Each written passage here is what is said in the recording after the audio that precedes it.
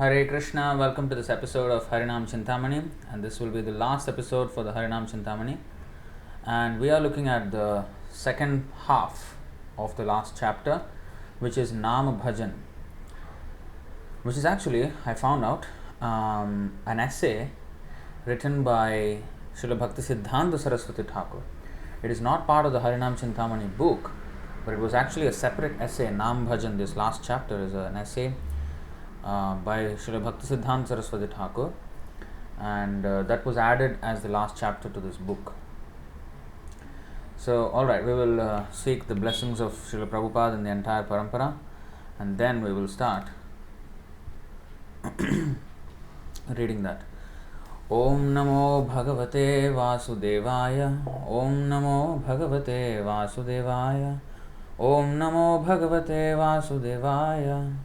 Om Ajnanatimirandhasya Jnananjana-shalakaya Chakshurunmilitam Yena Tasmai Shri Gurave Namaha Shri Chaitanya Manobhishtam Sthapitam Yena Bhutale Swayam Rupaha Kadamahyam Dadati Swapadantikam Vandeham Shri Guru Shri Yutapadakamalam Shri Gurun Vaishnavamscha Shri Rupam Sagrajatam Sahagana Raghunathanvitam Tam Sajivam Sadvaitam Savadhutam Parijana Sahitam Krishna Chaitanya Devam Shri Radha Krishna Padan Sahagana Lalita Shri Vishakhanvitamscha He Krishna Karuna Sandho Dina Bandho Jagatpate Gopesha Gopika Kanta Radha Kanta Namostute Tapta Kanchana Gaurangi Radhe Vrindavaneshwari Vrishabhanu Sute Devi Pranamami Haripriye Vancha Kalpatarubhyascha Kripa Sindhubhya Evacha Patitanam Pavanebhyo Vaishnavebhyo Namo Namaha Namo Vishnupadaya Krishna Presthaya Bhutale Srimate Bhakti Vedanta Swaminiti Namine Namaste Saraswate Deve Gauravani Pracharine Nirvishesha Sunyavadi Paschatya Deshatarine Jai Shri Krishna Chaitanya Prabhu Nityananda Shri Advaita Gadadhara Shri Vasadi Gaura Bhakta Vrinda Hare Krishna Krishna Krishna Hare Hare Hare Rama Rama Rama Hare Hare. So today will be the last part of this Harināma Cintāmaṇi, the second half of the last chapter, and since it has started a bit late, quite late, so I request all the devotees to kindly share this among the other devotees so that they can come online during this live stream, so that we can all learn together, right? Kindly share in the groups so that they can all come online, whoever is free.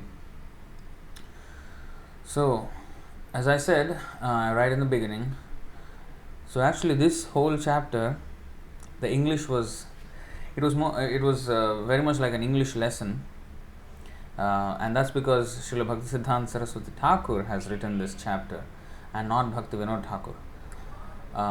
This was actually a separate chapter on its own, Nāma Bhajan by Bhaktisiddhanta Saraswati Thakur, and it was added as this last chapter of this particular book here, because it's relevant to this chanting. So that's why it was added here.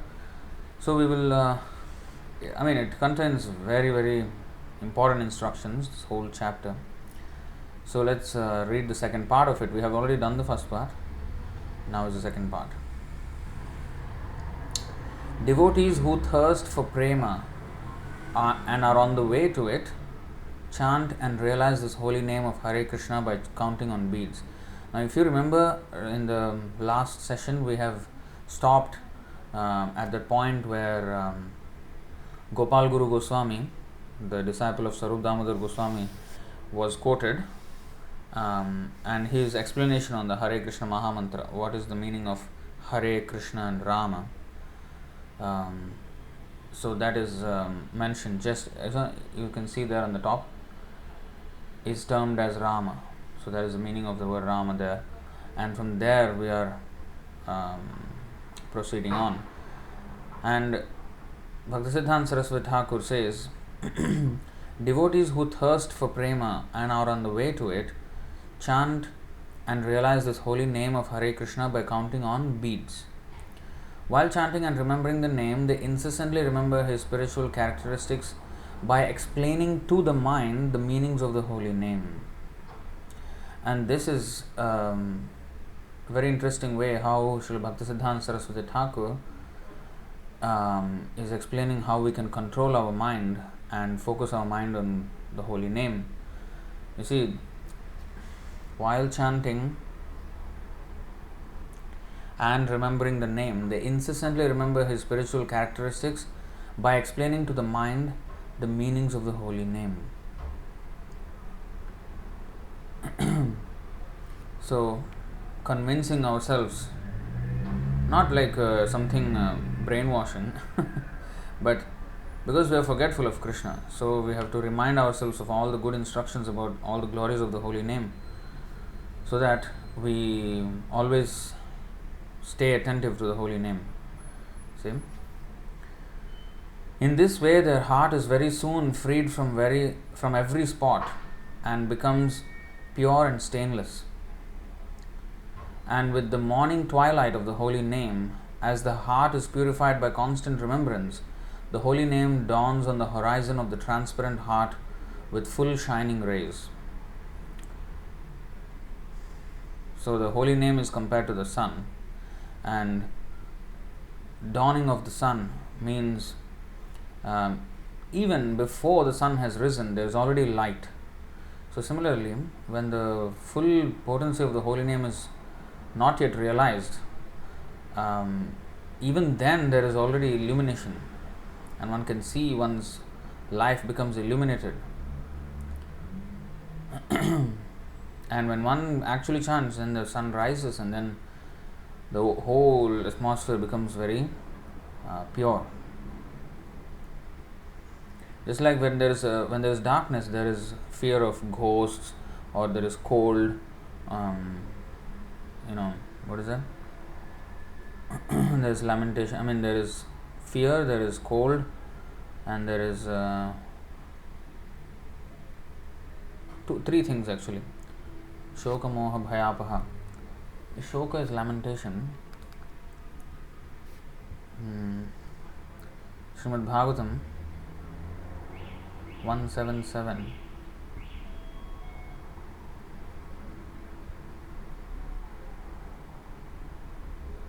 I think this is Shoka, moha, bhayapaha. Extinguish the fire of lamentation, illusion, and fearfulness.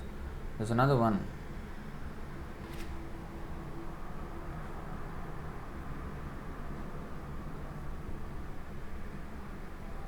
I think in the 11th canto or somewhere.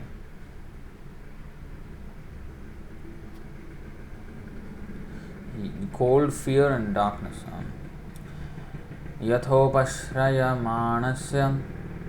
Bhagavantam vibhavasum Sheetam bhayam tamopyeti sadhun samsevatas. Just as cold, fear, and darkness are eradicated for one who has approached the sacrificial fire, or even the sun, so dullness, fear, and ignorance are destroyed for one engaged in serving the devotees of the Lord.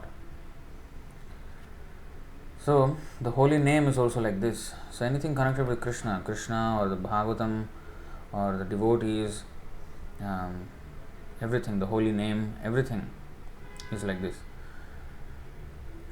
Those who have accepted the holy name are either self-realized devotees or are still trotting onwards to self-realization. So two, one who are already self-realized, they are also chanting. One who are on the path, they are also chanting. Of these, the latter class of devotees are divided according to their early and advanced stages. So those who are on the way to self-realization, they are either on the early or advanced stages.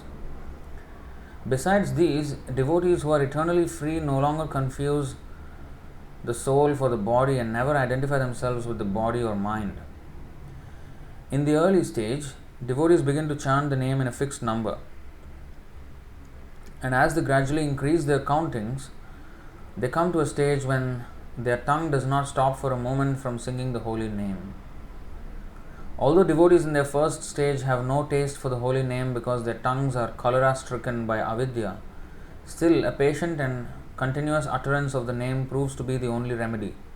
Later, they will feel uneasy if stopped from singing the name. A constant and regardful chanting produces a supreme liking for him. So the verse that is explaining this is, I think you all know, NOI 7. Nectar of Instruction 7. Syat Krishna Nāma Charitādisitapya Vidya Pittopatapta Rasanasya Narochikānu Kintvādarādhanudinam Khalu Saiva Jushta Svadvikramad Bhavati Tadgadamulahantri. The holy name, character, pastimes and activities of Krishna are all transcendently sweet like sugar candy. Although the tongue of one afflicted by the jaundice of avidya or ignorance cannot taste anything sweet, it is wonderful that simply by carefully chanting these sweet names every day, a natural relish awakens within his tongue and his disease is gradually destroyed at the root. So the Ayurvedic way of curing jaundice is to give sugar candy, and the way it is administered was described by Srila Prabhupada in one of his lectures. The sugar candy, the rock sugar, it is actually immersed in a cup of water, and it is kept like that overnight. So the sugar, melts into the water, and the next day morning one has to drink that water. Now, when he is actually having jaundice, he will not taste it as sweet, he will taste it as bitter. But that does not mean, oh, this is bitter, this is not working, it's not. No, he has to just keep on taking it. And then by the 5th day, around 4th, 5th, 6th day, it will start to taste as sweet. And that is when he has come out of his jaundice. So, similarly, just like the jaundice afflicted person has to just keep on taking it, although it is tasting bitter. So similarly, a person who has taken to this chanting of Hare Krishna, in the beginning may find it bitter. I have to do 16 rounds, I have to do it attentively, there's so many offenses, and because of his offenses, sometimes his attraction for the holy name, is like a roller coaster. So there is sometimes he commits offenses and then he does not have the same attraction, and so it's all a lot of troubles in the beginning, and also it's not actually troubles, but just that inconveniences. But as he keeps on taking it, he will have this natural relish within his tongue, and his disease is gradually destroyed at the root, and that time he will relish the chanting, and he finds it odd if he cannot chant, if he cannot engage in Krishna's service. That's why devotees, even with a little advancement in Krishna consciousness, they don't like anymore their previous friendships, where they were just talking some meaningless stuff, hanging out with friends and talking what. So they lose all this taste. They lose. They don't have such drive to go forward in material life. It will all slacken because he has found something much higher. He doesn't like to waste any more time with friends and relatives talking some trivial stuff without any meaning. He doesn't have any more interest. So that is a sign that he is getting cured. Usually when a person becomes a devotee, he naturally loses a lot of friends among the materialistic class of people. And people start to question him, hey, what happened to you? You have become a recluse, you were so, lively, You were all, you were doing all these things with us, and now you're not doing anymore. You're not coming out with us, you're not eating with us, you're not talking to us so much. Well, when there is no substance, because his relish is somewhere else now. He has gotten a higher taste. Even though he has not gone to the Shuddhanam stage, but even that little advancement is so powerful, just like the sun, before it has even dawned and before it has even risen. The dawn itself is so illuminating that you will not take pleasure anymore in dark places, or you're not confused anymore. You know what is what, and already the thieves go away, the ghosts go away, the fear goes away, the coldness goes away. So that is the effect.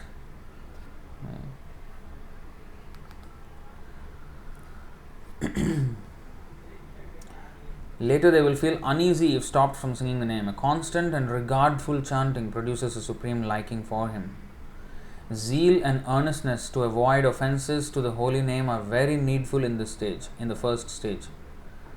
A lot of enthusiasm and earnestness to avoid the holy offences to the holy name are very needful in the first stage, which can be done only by an avoidance of worldly minded men and keeping company with devotees. So how to reduce offences? By avoiding worldly minded people and keeping company with devotees. That is the way we come out of offense. Of course, even in the association of devotees, we may do so many offences, but at least we are corrected when we are offending. Whereas, when we are not with devotees, we may continue the offences, but we will not even be corrected. We will just go on and on like that. Incessant chanting of the holy name will, when the first flow has passed, naturally increase a love for the name and kindness to jivas. So first flow, that means this stage of offensive chanting. So when we incessantly chant, continuously chant, then this first stage of chanting will pass, and then there will be an increase in love for the name. First thing. And also another thing develops as we chant more and more is kindness to jivas. We become kind because we understand then how everybody is suffering without this treasure. In this, karma, jnana and yoga have nothing to do. In this kindness and in this love for the holy name, it has nothing to do with karma, jnana or yoga. It means devotees, they don't become kind towards the people on the basis of karma or jnana or yoga, but they understand the spiritual significance, the real root cause for all suffering. For karmis, for example, they see somebody suffering and then, let me give him food, let me give him shelter, let me give him so-called mundane education. In this way, they come up with so many philanthropic, altruistic activities. So that is to do with karma.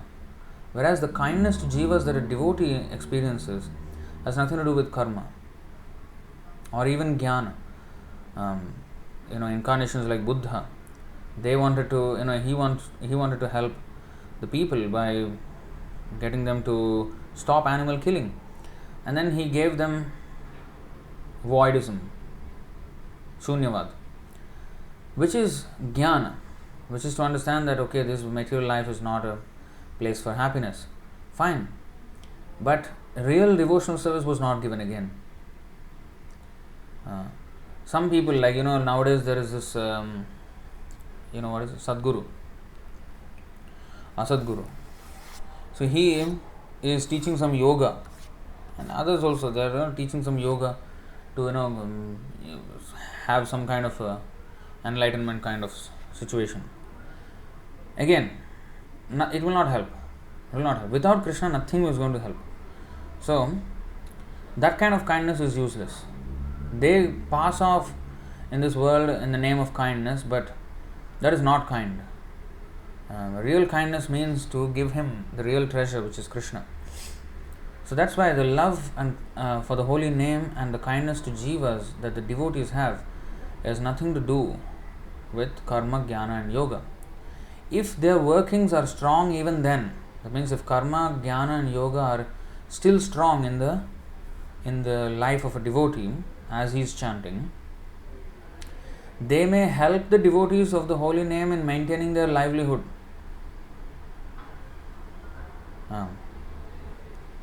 Sometimes a devotee may still be, doing some kind of a work, for example. The only benefit from such karma, jnana and yoga may be some livelihood, that's all. And it's actually offensive in the sense that if I do some kind of a jnana or yoga and then earn a livelihood from that, and that's all it will help. It is not going to be a spiritual help from that. Of course, one should not read Bhagavatam as a professional way and as a means of livelihood. But if one is doing anything else on the level of karma, jnana or yoga, even as he has become a devotee, that will only be maintaining his livelihood. But spiritually, it will have nothing to do with his advancement. So if Krishna's holy name is sung with a firm inclination, it will before long cleanse the heart and burn away avidya. When avidya vanishes, the brighter illumination of a true unbiased abnegation and a sense of the relationship between Krishna and jivas will appear in the heart. This is very important. If Krishna's holy name is sung or chanted with firm inclination, before long it will cleanse the heart and burn away avidya or ignorance. When avidya or ignorance vanishes, the brighter illumination of a true unbiased abnegation. What is this unbiased abnegation? Abnegation means to renounce.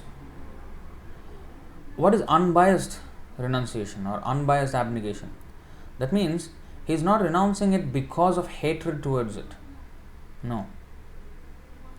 He is not doing that out of hatred. Nabhinandati nadveshti. Yaha sarvatranabhisnehas tattat prapya priya priyam. Nabhinandati nadveshti tasya prajna pratisthita. In the second chapter, 57th verse, Na abhinandati na dveshti. This is called unbiased abnegation. In the material world, one who is unaffected by whatever good or evil he may obtain, neither praising it nor despising it, is firmly fixed in perfect knowledge.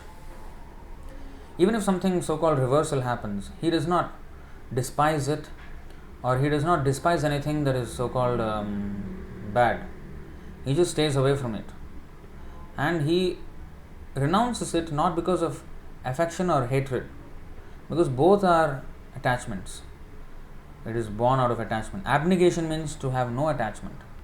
Unbiased abnegation. He has nothing to do with it, that's all. But it is Krishna's property, so in Krishna's, this is called Yukta Vairagya. He may be renounced from worldly possessions, but he will use all the worldly possessions in Krishna's service. That is unbiased abnegation. In the Srimad Bhagavatam 11:28, 2-4, we have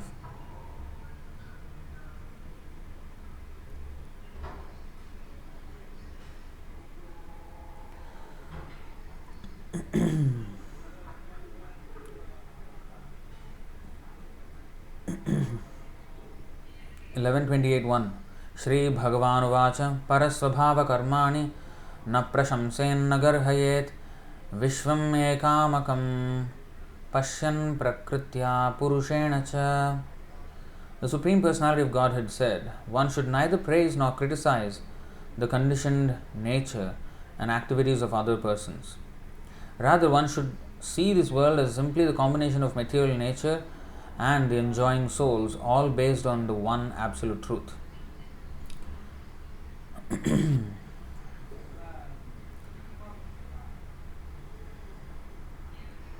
Parasvabhava karmani yah prashamsati nindati sa ashubhrashyate swarthad asatyabhiniveshatah. Whoever indulges in praising or criticizing the qualities and behavior of others will quickly become deviated from his own best interest by his entanglement in illusory dualities.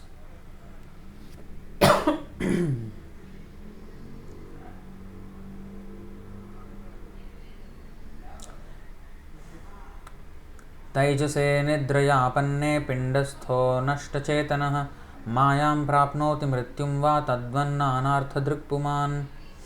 Just as the embodied spirit soul loses external consciousness when his senses are overcome by the illusion of dreaming or the death-like state of deep sleep, so a person experiencing material duality must encounter illusion and death. Kim bhadram kim abhadram va dvaitasya kiyat vachoditam tadanritam manasadhyatameva cha. That which is expressed by material words or meditated upon by the material mind is not ultimate truth. What therefore is actually good or bad within this insubstantial world of duality, and how can the extent of such good and bad be measured? So,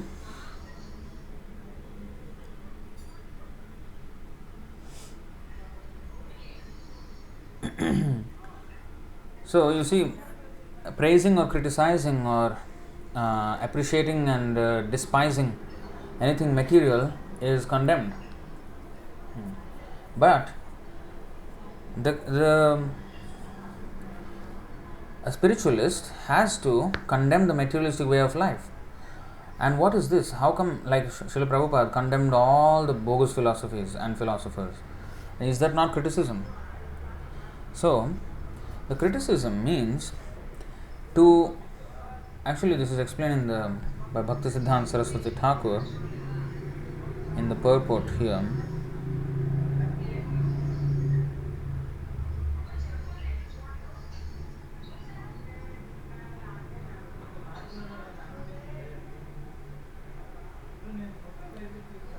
You see, of course this is not a Prabhupada's purport, this part of the purport, but we can understand that this is actually true.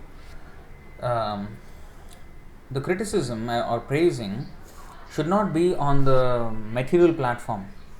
Oh, this material thing is better than this material thing, or this material thing is worse than that material thing. Rather, all material is bad, whereas spiritual. So, praising the spiritual aspect and condemning the material aspect, that is proper way of understanding things. Because ultimately it won't help us to have any attachment. So, we have to condemn it so that we don't have attachment for it. Because it is anything material is detrimental for our advancement.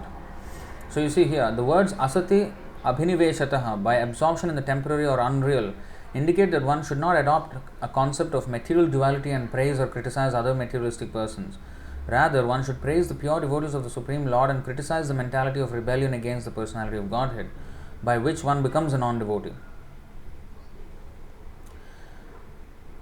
One should not criticize a low-class materialist thinking that a high-class materialist is nice. In other words, one should distinguish between the material and the spiritual and should not become absorbed in good and bad on the material platform. For example, an honest citizen distinguishes between the life of civil freedom and that of imprisonment, whereas a foolish prisoner distinguishes between comfortable and uncomfortable prison cells. Try to understand this. It's a nice example here.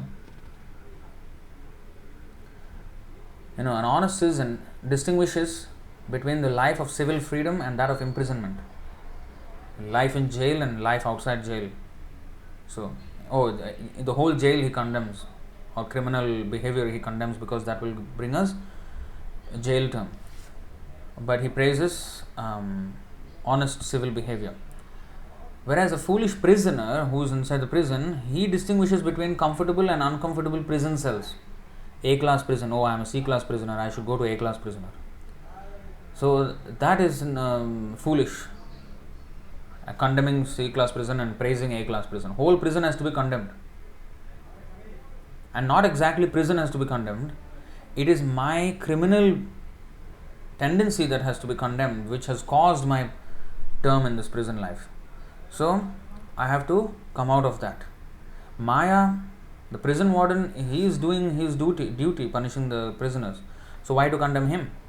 So Maya is not to be condemned really. What needs to be condemned is our tendency, materialistic tendency, which causes our imprisonment in Maya. Just as for a free citizen, any situation in prison is unacceptable, for a liberated Krishna conscious devotee, any material position is unappealing. It's true. Srila Bhaktisiddhanta Saraswati Thakur indicates that rather than trying to separate conditioned souls by materialistic distinctions, one should bring them together to chant the holy names of the Lord and propagate the Sankirtan movement of Lord Chaitanya. A non-devotee or even an envious third-class devotee is not interested in uniting people on the platform of love of Godhead. Instead, he unnecessarily separates them by emphasizing material distinctions like communist, capitalist, black, white, rich, pure, liberal, conservative. These are actually going on so rampantly today. And so on. Material life is always imperfect, full of ignorance and disappointing in the end. Rather than praising and criticizing the high and low features of ignorance, one should be absorbed in Krishna consciousness on the spiritual platform of eternity, bliss and knowledge. So this difference between spiritual and material should be separated. So it should be made. Both have to be separated from each other. That is proper sign of intelligence. You see, in the second chapter of Bhagavad Gita, 16th verse, Nasato vidyate bhavo nabhavo vidyate satah ubhayorapi drishtontas tvanayos tatvadarshibhihim. Those who are seers of the truth have concluded that of the non-existent, which is the material body, there is no endurance, and of the eternal, the soul, there is no change. This they have concluded by studying the nature of both. So they have analytically studied what is material and what is spiritual and divided them according to their characteristics. So that kind of division is necessary. Not that everything is same, or we should not praise, we should not criticize, everything is okay, material is also okay, spiritual is also okay. Right? How can you say prison life is also good, outside life is also good, everything is good? What is that? So that is not to be. Just like Arjuna, he was also confused in Bhagavad Gita. He understood that fighting on materialistic distinctions, oh I am better, you are worse, and all this, and then for that reason killing all the one's relatives, this is all bad. There should be equality, there should be okay, if they want to rule, they let them rule, I'll just go to the forest, what is there, I don't need this kingdom, I can live, why all this bloodshed? So he was saying all these things. But then his equality was condemned. His so-called not praising, not criticizing attitude was condemned by Krishna. He said, no, you have to fight. But not for the reason of just occupying or killing them and having the kingdom for yourself. Not for that reason. But because they are on the path of adharma. As a matter of duty, you have to do this. Because from a spiritual perspective, they are all wrong. So from a spiritual perspective, what is right and what is wrong? Like Krishna, what is that? What is that?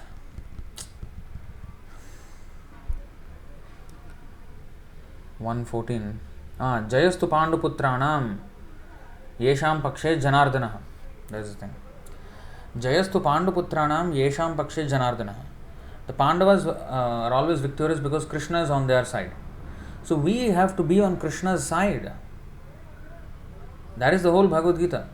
There are two parties, and in the beginning, the first shloka of Bhagavad Gita, Dhritarashtra Uvacha Dharmakshetre Kurukshetre Samaveta Yuyutsavaha Mamakaha Pandavaschaiva Kimakurvata Sanjaya. He divided, the very first shloka of Bhagavad Gita starts with this division of two parties, two armies. Mamakaha and Pandavaschaiva. My sons and Pandu's sons. So that is the material distinction. But Krishna did not, Arjuna now, he considered everything one. No, we are not all different, we are all one. Why should we fight? So that was his proposal of equality, of tolerance, of compassion. But then Krishna again divided into two. No, you have to fight the Kauravas. you have to fight the Kauravas according to my instruction. Now, is Krishna's dividing them into two and Dhritarashtra is dividing them into two on an equal platform? No. Dhritarashtra was considering about mamakaha, my sons. When you say my sons, that is based on the body. Whereas Krishna is, no, they are on the path of adharma. This is a dharma sangraha, dharma yuddha. What is that? Atha chetvam imam dharmyam sangramam na karishyasi hatva hitva tata swadharmam kirtim cha hetva papam avapsasi. 233. He said this is this sangramam, this fight, this war is dharma sangramam. You see,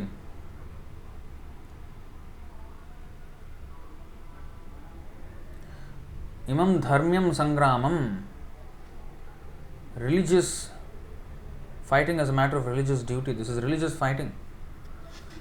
If, however, you do not perform your religious duty of fighting, then you will certainly incur sins for neglecting your duties and thus lose your reputation as a fighter. So, this is dharma yuddha, and they were on the path of adharma. So many things they have done adharma. So that is why they had to, and all political diplomacy was used. As a last resort, the war came. Samadana bheda danda. So all were used. Finally danda, finally punishment. So the division was on different thing. And Krishna's will, the main thing is, the dharma means dharmam tu sakshat bhagavat pranitam. Krishna, he favors the devotees, and then he is against the non-devotees. Paritranaya sadhunam vinashaya dushkritam. So Krishna also divided on what is his basis, sadhunam and dushkritam. Sukritina means those who are pious. Or sadhunam are, in fact, not just pious but actually pure. Pious may not be pure yet, because Krishna says in 7:16, Chaturvidha bhajante mam janmani sukritino arjuna artho arthartya jigyasur jnani cha bharatarshabha.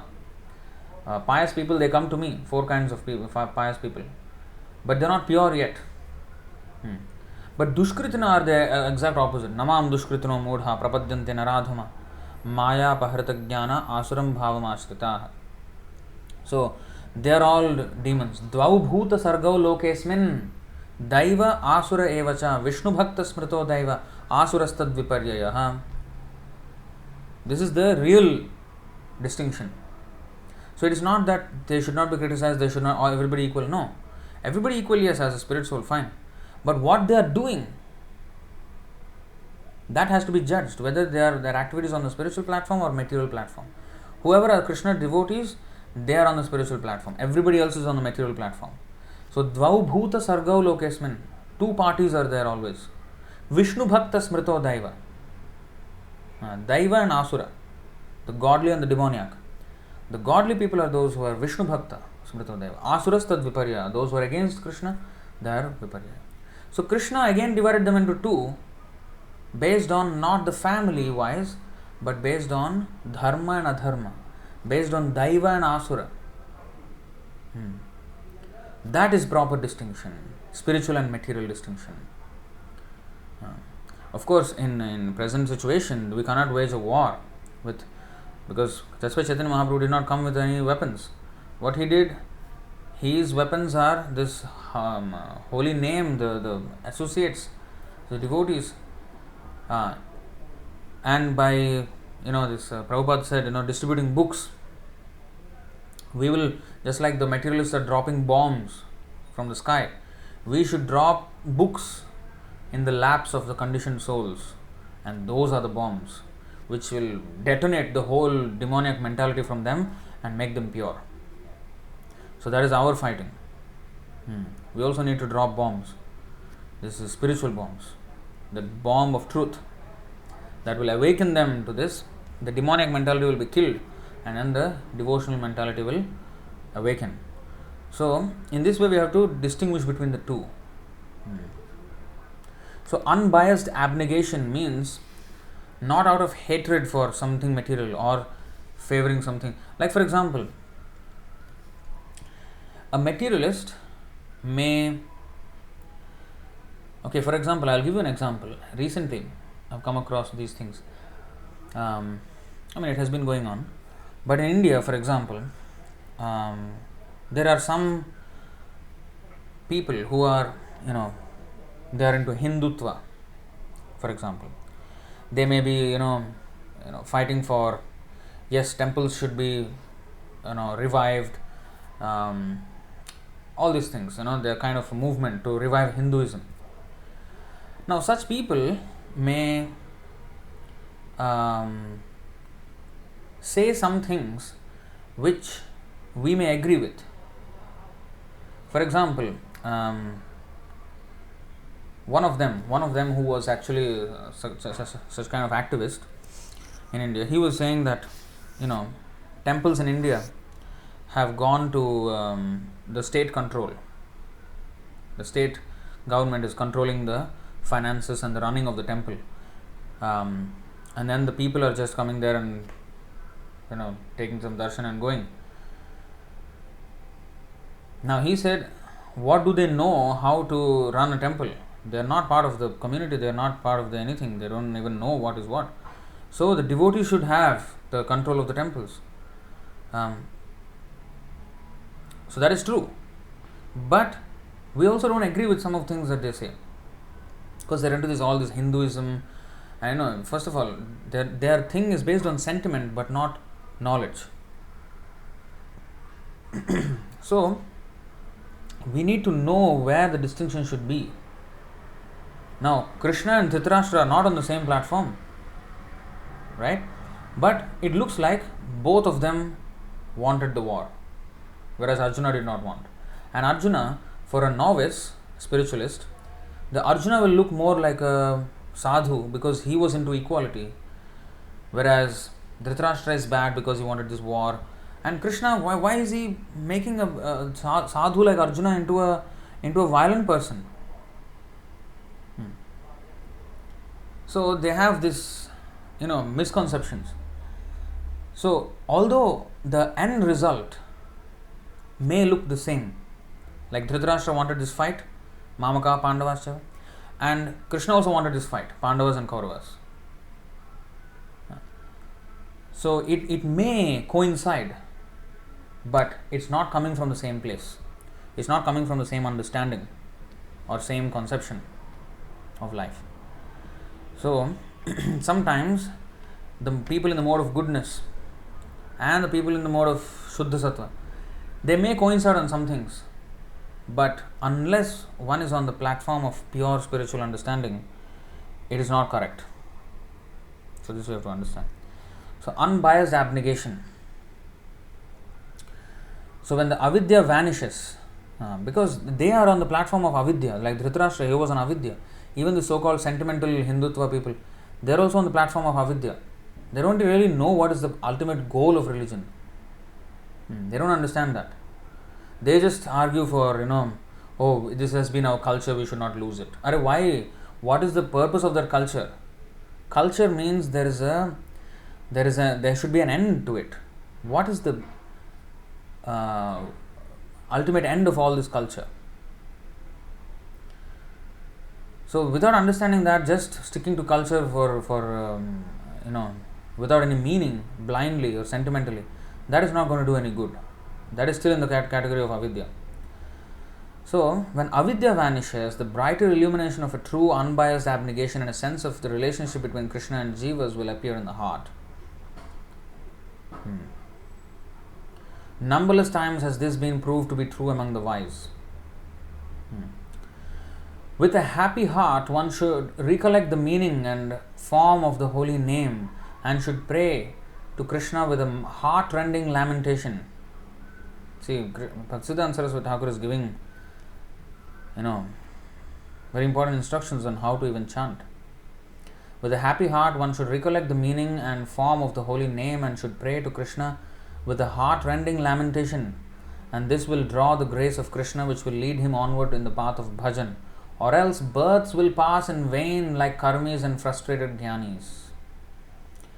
So if even we chant Hare Krishna, but if we don't come to a heart-rending lamentation while chanting, and with a happy heart recollecting the meaning and form of the holy name, then numberless births will pass in vain like karmis and frustrated jnanis. That's why it is said, Bahujanma kare jadi shravana kirtan tabu thana paya Krishna pade premadhan. Even after chanting for many millions of births, one may not get any Krishna prema if we chant with offenses. So of course it cannot be done overnight, but we just have to keep on doing it and pray for the mercy of Prabhupada, Chaitanya Mahaprabhu and Krishna, and slowly by and by we will become more and more engrossed or involved in the holy name by the mercy of Chaitanya Mahaprabhu, by the mercy of Srila Prabhupada, and by the mercy of the holy name itself. Those who engage in bhajan may be divided into two distinct classes. Now,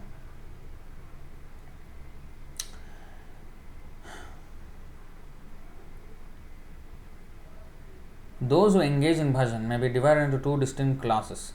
Some bear only the burden, others appreciate the real worth of things. Those who long for enjoyment or for self-destroying salvation are attached to worldly affairs are only yoked to the heavy load of virtue, wealth, enjoyment and salvation. They are unaware of the fact that Prema is the best sap. Now, in those who engage in bhajan, some only bear the burden, others appreciate the real worth of things. So, what is this burden in the bhajan? Because they are interested in, because they still long for enjoyment, even though they may be engaged in Krishna consciousness, they may still long for enjoyment or even self-destroying salvation. Kaivalyam narakayate. Because it is spiritually suicidal to just become a spark in the Brahmajyoti, because there is no service there. And are attached to worldly affairs are only yoked to the heavy load of virtue, wealth, enjoyment and salvation. Dharma, artha, kama, moksha.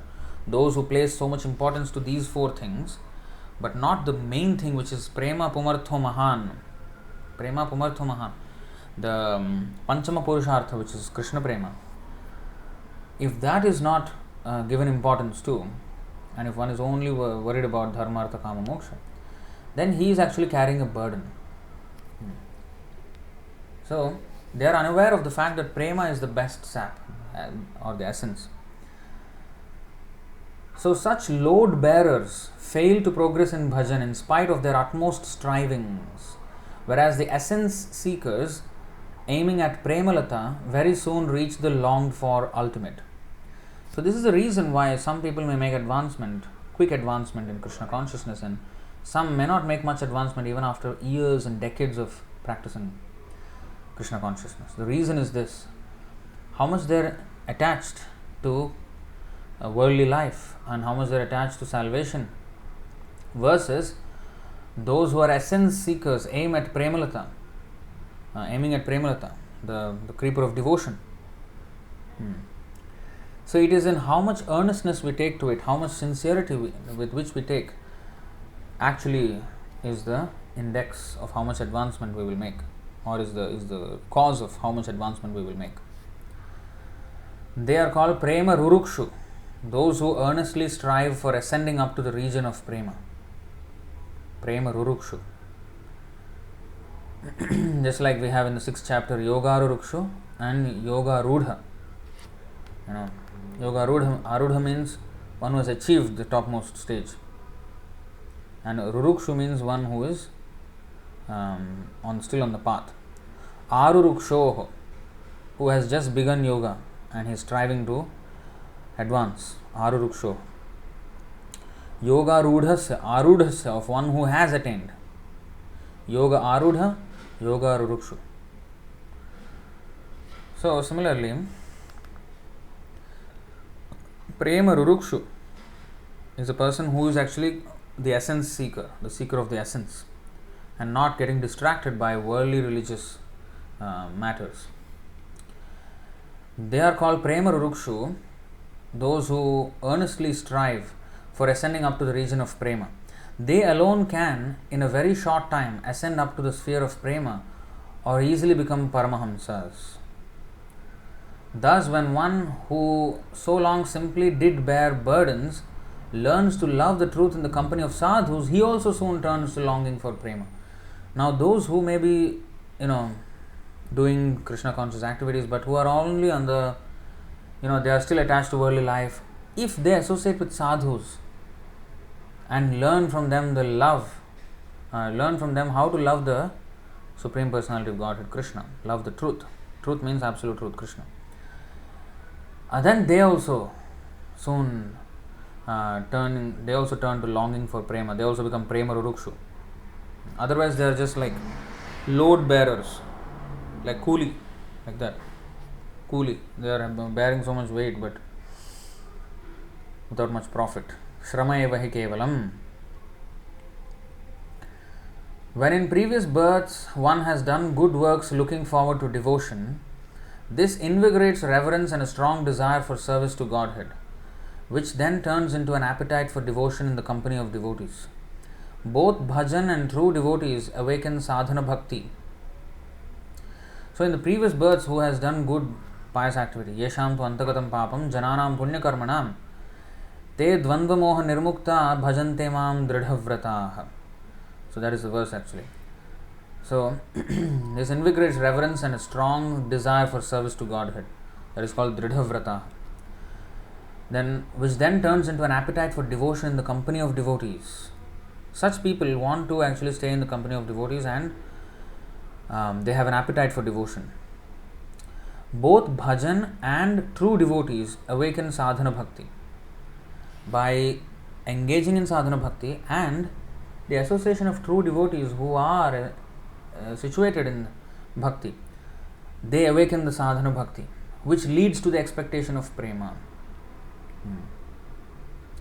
If one adopts the processes of sadhana as directed by true and pure devotees, by the pure spiritual master, pure devotee, he will before long almost turn mad for ascending the stage of prema where it can be tasted. He will become mad for this prema. But again, this prema will remain far in the background if he associates with half-true devotees and will not be able to exclusively devote himself to the service of Krishna. That means, you see, even among devotees, we have to associate with the true devotees, not the half-true devotees. They are not serious in their endeavors. Such devotees we have to stay away from. Now, if I don't take a pure devotee as my spiritual master, as a Diksha Guru, then there is no way I can ascend to the platform. So, this is actually, I'm not being serious about my own spiritual life. If I take somebody and if I think that, okay, Guru does not have to be a pure devotee, then I'm not even serious about my own spiritual life. Am I really serious about going back to Godhead or not? And only pure devotee can recommend us to Godhead and nobody else. And why do I take shelter of somebody who is not pure, thinking that he will take me, and then falsely chanting mantra, Namo Vishnupadaya, Krishna Preshthaya, who is at the lotus feet of Krishna, Vishnu, and very dear to Krishna, when they are not on that stage. Okay, they are dear in the sense that they are devotees, but if they would have properly followed the instruction of the pure devotee, then that is a different thing. But if they offend the instruction of a pure devotee, Krishna says, even the devotees of my devotee are very dear to me. But such persons must be devotees of his devotees. But if they disobey his devotees, how will he be pleased with them? So they are half-true devotees. So it will remain far.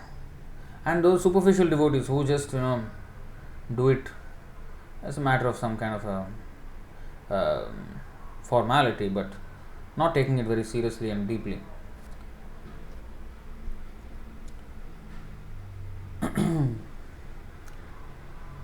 In this stage, So this is the stage of half-true devotees. So I'll read it again. But again, this Prema will remain far in the background if he associates with half-true devotees and will not be able to exclusively devote himself to the service of Krishna. In this stage, 1. His strong love for the fleeting world.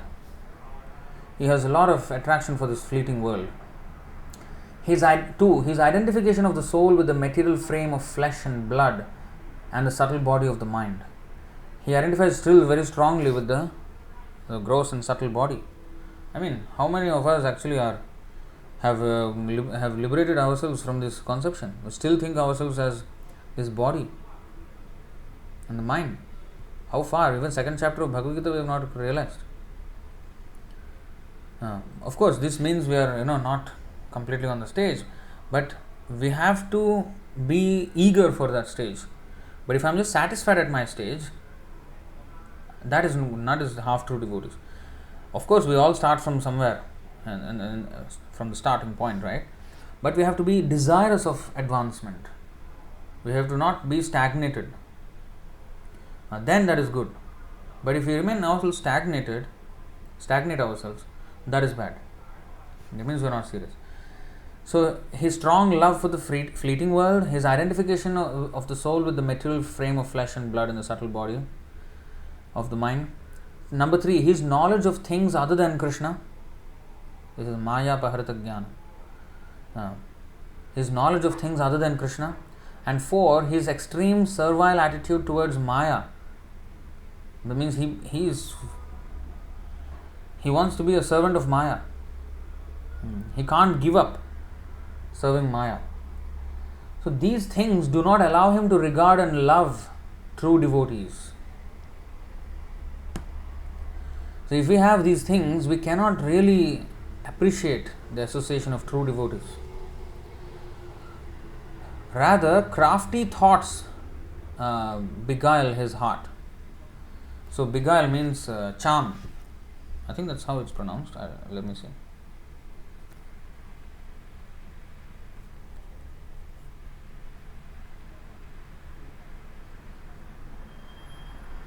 Beguile.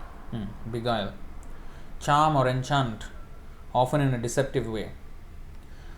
So they beguile his heart. Crafty thoughts means materialistic, creative, innovative thoughts beguile his heart. How to enjoy this way, how to enjoy that way. Always making newer and newer plans. They charm his heart and he loses the real thing. In this way, the practitioners or practicers of devotion have to remain long confined to the preliminary rites of a devotee in the first stage. So they remain confined to the preliminary rites of a devotee in the first stage. That means in the third class devotee. They just do the chanting superficially. They may do all these things, but they just don't progress any further. No doubt they have reliance and faith in Krishna, but it is so tender, fickle and unsteady that they may at any moment be led away by the contradictory arguments of conflicting schools and may accordingly come into the company of so-called preceptor and sadhus. This is very, very, very, very important point. They have faith in Krishna, but it is so tender, fickle and unsteady that they may at any moment be led away by the contradictory arguments of conflicting schools. Now, not only does it mean, he'll be led away by some other types of gurus and all that, but also, even in the company of devotees, he will easily give up such association for very minor things. I have seen so many devotees, even though they have been long in this movement, without much thought, they give up the association of devotees when something doesn't go according to their wish. And it confused me for a long time. Why? I mean, okay, whatever has happened has happened. But why do they consider devotee association so cheap that so easily they can give it up? How they have such guts? How brave they are, or how foolishly brave they are to give up the company of devotees and face Maya all alone? Really? I can face Maya all alone? Why do I think that I am such a powerful warrior. Nobody has ever stood the test of Maya. Only in the company of devotees can we actually protect ourselves. Like if I am a disabled person, why would I go on a battlefield to fight a war? With what faith am I even going there? How much audacity I have, or such a disproportionate faith in myself that I can go there all alone and disabled and fight a war and win it? What? You see how Krishnadas Kaviraj Goswami is saying, CC Antyam 2:1 I think, or 1:2. 1:2. दुर्गमे पथिमेन्धस्य स्खलत् पादगतेर्मुहुः स्वकृपायष्टिदानेन सन्तः सन्त्ववलम्बनम्. This is how he is feeling, Krishnadas Kaviraj Goswami. My path is very difficult. I am blind and my feet are slipping again and again. Therefore, may the saints help me by granting me the stick of their mercy as my support. It's like an old man, he requires a walking stick, or he may require a wheelchair, any such aid, for him to move. So let the sadhus be my, my stick and give me the support, because my feet are slipping again and again. I am blind. So we have to really be in the company of sadhus and really value such association. We will not value it if we keep ourselves only to the superficial rituals of being a devotee, but not actually involving in them deeply enough. Then we will fall prey to all these things. Very quickly we will be distracted from the real goal, and trivial things will attract our heart, and we will give up the very great treasure for the trivial distractions. Matrā sparshāstu kaunteya shītoshna sukha dukkhadah āgamāpāyano nityāstāṃ stitikshasva bharata yam hina vyathayante te purusham purusharshapha samadukha sukham dhiram somritatvāya kalpate. So this is 2:14 and 2:15. I mean, we have to be very steady in this, and that will happen when our relish for the holy name, when our relish for the Krishna consciousness is firmly established. If it is not firmly established, then it can be uprooted any moment. It has to be firmly established. Why does a tree not? How does a tree become strong and rise so high? To rise that high, especially I think the redwood trees, they are huge trees, just go towering, hundreds of feet into the sky. And when we look at them, we were like, wow, if any wind passes, how these trees, and these trees stand for thousands of years. How do they do that? Because the roots, if you look at the root of that tree, it will be as deep, and not only deep, wide like that, and deep. It is just a very strong network. It holds on to the ground like there's no way it can come off. But if the roots are not so strong, little bit it will just fall. So in order to stand firmly, tarorapi sahishnuna, it is said, we have to be tolerant than the tree.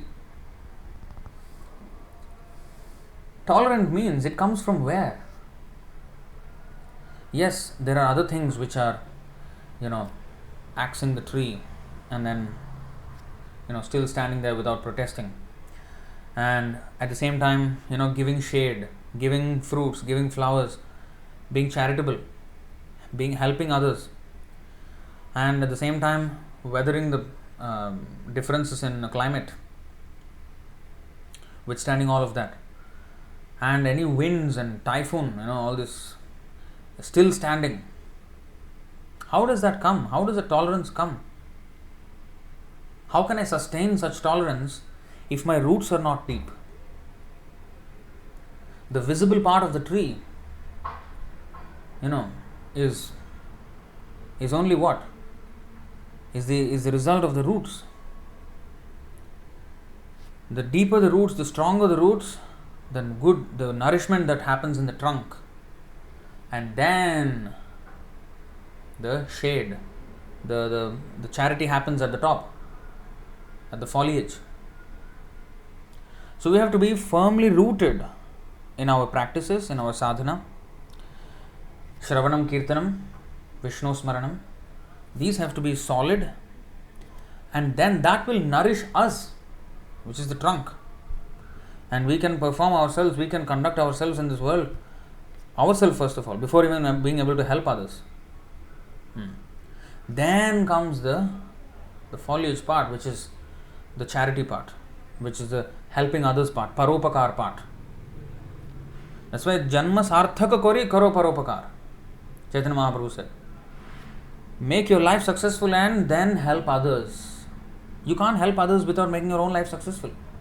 What if a tree wants to give shade, but its trunk is very, very thin, and the shade he wants to give huge shade to thousands of people? A little bit wind and the whole trunk will snap and everything will be gone. Or the tree itself may be uprooted if the roots are not strong. So first of all, our roots have to be strong. Then only can we do any good to ourselves or others. So such strong roots means taking to this process with full earnestness, full involvement, full seriousness and sincerity. And praying always. It's not our effort that will bring the results. We have to do our best. And then Krishna, by His mercy, the spiritual master, by His mercy, makes possible the mercy of Krishna flow. And then through by the mercy of Guru Krishna Prasada Paya Bhakti Lata Bij. So by their mercy we will advance. But to get their mercy, to qualify for their mercy, we have to follow their instruction, to please them. Yasya prasadat bhagavat prasado, yasya aprasadan nagatih kutopi, dhyayan stuvam stasya yashastri sandhyam vande guru shri charanarvindam. So it is actually the prasada of the Guru and Krishna. Yasya prasadat bhagavat prasado. So we have to please them. That's the only thing. By all our sadhana, by all our thing, we are just trying to please the spiritual master. When he is pleased, Krishna is pleased. And when they both are pleased, the mercy will flow. And then we will advance. Like that. So we have to be, doing this with full involvement. So I'll just read that part again. You see, this is very important. This Prema will remain far in the background if he associates with half-true devotees and will not be able to exclusively devote himself to the service of Krishna. In this stage, his love for the fleeting world, his identification of the soul with the material frame of flesh and blood and the subtle body of the mind, his knowledge of things other than Krishna, and his extreme servile attitude towards Maya do not allow him to regard and love true devotees. Crafty thoughts beguile his heart. In this way, the practitioners of devotion have to remain long confined to the preliminary rites of a devotee in the first stage. No doubt they have reliance and faith in Krishna, but it is so tender, fickle and unsteady that they may at any moment be led away by the contradictory arguments of conflicting schools and may accordingly come into the company of so-called preceptor and sadhus. Now, the so-called preceptor and sadhus may also be Mayavadis and other cheating gurus, or so-called devotees who are actually not devotees. But these people, being led away from the company of true devotees, take shelter of so-called devotees who are actually envious people to the pure devotees. In order to make steady their perturbed state of mind, they must learn by the process of deduction, the path of Shruti from a true spiritual preceptor, the true process of worship. It means how to cure them. The only way is they must learn the process by the process of deduction, that means deductive process, by the parampara system. They have to learn the spiritual truth. That means they have to read the books basically. They have to read Prabhupada's books. They don't read. These people, superficial devotees, they don't read. You see, what's the third class definition of a devotee? Of course, we know this verse, Archayameva Hare Pujayam Shraddhaye Hate.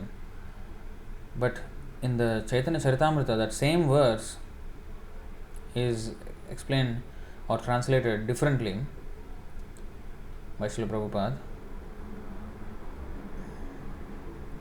and he adds a couple of points. 22.74.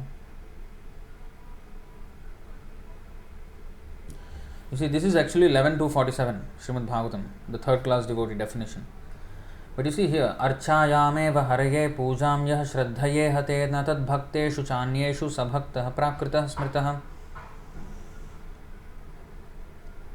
A Prākṛta Bhakta or materialistic devotee does not purposefully study the Shastra. This is the thing about him. A materialistic devotee means what? How can a devotee be materialistic? That means he is third class devotee. He is having interest in devotional service, but he is also so much interested in material life still. His behavior is almost not very different from the karmic behavior. His desires are also almost the same. So then what advancement did he make? Almost zero. So a Prākṛta Bhakta or materialistic devotee does not purposefully study the Shastra. He does not read the Shastra and try to understand this with purpose. He has no purpose. He is just, hanging around as a devotee, waiting to be uprooted by a storm. He is not deepening his roots. He is not strengthening his roots. The roots have to go down and wide and firmly hold on to the ground. So similarly, the platform of Krishna consciousness, the ground of Krishna consciousness, devotee has to firmly hold on to. So Prākṛta Bhakta or materialistic devotee does not purposefully study the Shastra and try to understand the actual standard of pure devotional service. Consequently, he does not show proper respect to advanced devotees. He may, however, follow the regulative principles learned from his spiritual master or from his family who worships the deity. He is to be considered on the material platform, although he is trying to advance in devotional service. Such a person is a Bhakta Praya, neophyte devotee, or Bhakta Abhas, for he is a little enlightened by Vaishnava philosophy. Not much, very little enlightened by Vaishnava philosophy. So this is how Srila Prabhupada translated this verse, defining the third class devotee. So what is this? What is the main thing? Why it is not so strong? Why is it so fickle? Because he does not purposefully read the Shastra. He does not study the Shastra and understand the actual standard of pure devotional service. They think Shastra, is like nice thing to learn, nice shlokas, nice tune, or show off, like I know so many shlokas, or I can chant the Brahma Samhita, or I can chant this or that. But when it comes to application of all this reading, they fail. Why don't we see the connection between the incidences mentioned in the Shastra and our life? We have to see what we have to take from this, according to our situation. Like today, morning, His Grace Sundar Gopal Prabhu was giving a Bhagavatam class, very, very deep class, on how Krishna is irresistible for a devotee. A devotee cannot give up Krishna. And in order to substantiate that, he was showing examples. And he was showing this example of the gopis. When Akrura came from Mathurā to bring Krishna and Balaram to Mathurā, and that was the end of the Krishna's Vrindavan Leela as manifested on the earth. And when Krishna was going to leave, the feelings of the gopis, how deeply they were Krishna conscious, and how they cannot give up Krishna at any cost. They sacrificed everything for Krishna. It's a very touching, very moving part of the Bhagavatam. Very painful, transcendently painful. It's actually ecstatic. But, it gives a glimpse on how seriously we have to take Krishna consciousness. In today's verse, actually morning, the Prachetas, they could not take their eyes away from Krishna. Atripta Chakshusha. Their eyes were not satisfied. The Lord was going. He gave them darshan and he was going to go back to his abode. Their eyes were not satisfied because they wanted to see the Lord for eternity. They did not want to take their eyes off the Lord. So that is how our attraction for Krishna should be. Now, of course, we are not on the platform of the gopis, but just by hearing their prayers,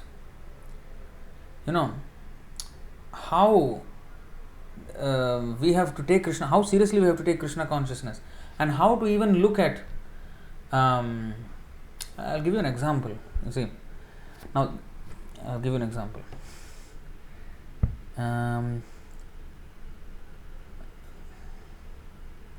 Canto 10, chapter 39.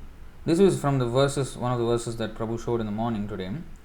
You see this verse, it's interesting. This is Akrura's vision.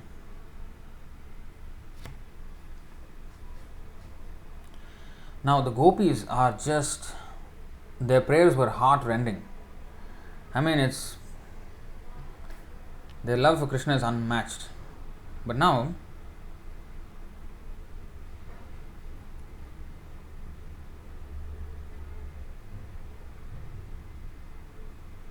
they said something. Now, it looks like a ordinary woman, envious woman kind of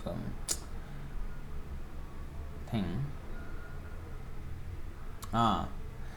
You see this prayer, 10:39:23. The gopis were saying, the dawn following this night will certainly be auspicious for the women of Mathura. All their hopes will now be fulfilled, for as the Lord of Vraja enters their city, they will be able to drink from his face the nectar of the smile emanating from the corners of his eyes. And then in the next he says, O gopis, although our Mukunda is intelligent and very obedient to his parents, once he has fallen under the spell of the honey-sweet words of the women of Mathura and been enchanted by their alluring shy smiles, how will he ever return to us, unsophisticated village girls? Now, this is a typical exhibition of female rivalry, feminine rivalry. But actually, if you see, they are actually glorifying the residents of Mathura.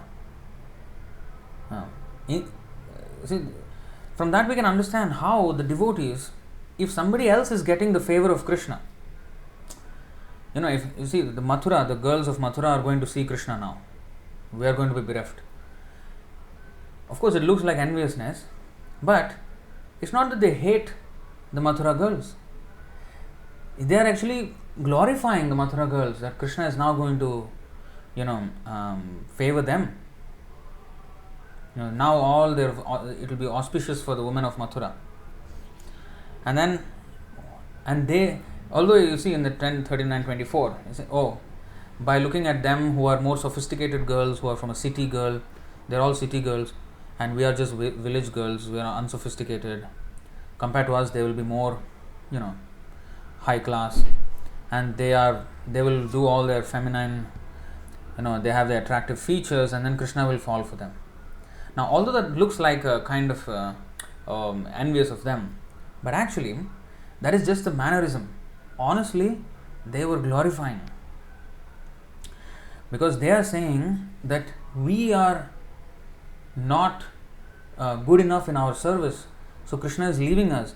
Whereas the women of Mathura, they will be much more qualified devotees, and of course Krishna will favor them. There is so much import in all these verses. So of course we are not on the level of gopis, to think like that. But we can take away these. We have these lessons to take from these pastimes. You see, on our level, what we can understand, what we can take away from these verses. So therefore, there is this, in Vaikuntha consciousness, it is mentioned in these verses, in these two verses, very nice verses, 3, 15, 18 and 19.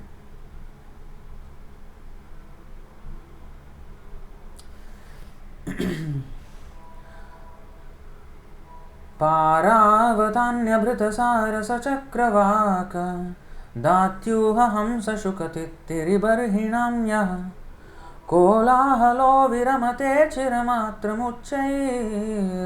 Bhringadhipe harikatham iva gayamane. So when we are reading about these pastimes of the gopis, it is a high level pastime, so we just, or we just take it as some kind of a cinema kind of feelings, like a hero heroine kind of separation, some kind of feeling, and just leave it at that. No, we have lessons to learn from every aspect. Now gopis are praying, yes, they are a very high level, we cannot understand that Vipralambha, but some things we can understand. At our level we can realize something, right? So we have to take those lessons, we have to take them and remember those instructions. For what? For what? Because when situations come, when our faith will be tested, these are the things that are going to help us. These memories, these shlokas we are not reciting for showing off to someone that I can chant all these shlokas and I am so good at chanting them and I am so musically inclined, I am just a top-notch devotee. Whether I am a top-notch devotee or not will all be tested when there will be trying circumstances. And Pandavas, you see, they went through everything, but they stuck with Krishna. They never ever complained to Krishna, Krishna, why are you doing this to us? No, they never. That is why Krishna favored them. So he will test our patience, he will test our tolerance, because he wants us to become, he wants us to pass the test. So if you're learning all these things, if you're reading all these things, for what are we reading this? What are we taking away from this? Why are we reading these things? To get inspired to become a devotee.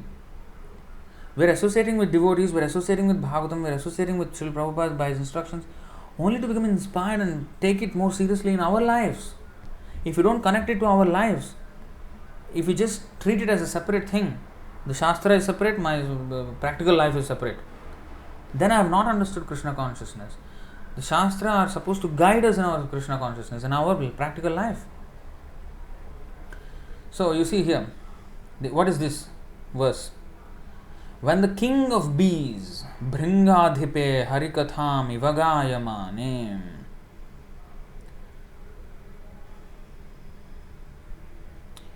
So actually with this verse only I came with this new tune for this 14 syllables. Paravatanya bhrita rasa chakravaka datyuham sashukati tiribarhinam ya kolahalo viramate chiramatram bhringadhipe harikatham ivagayamane. When the king of bees hums in a high pitch, king of bees, singing the glories of the Lord, there is a temporary lull in the noise of the pigeon, the cuckoo, the crane, the chakravaka, the swan, the parrot, the partridge, and the peacock.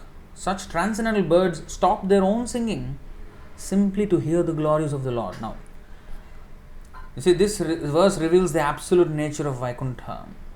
There is no difference between the birds there and the human residents. Now, compared to a bird like a nightingale, like a cuckoo, like a swan, partridge, peacock, they are very beautiful birds, and some of the birds are very, very melodious.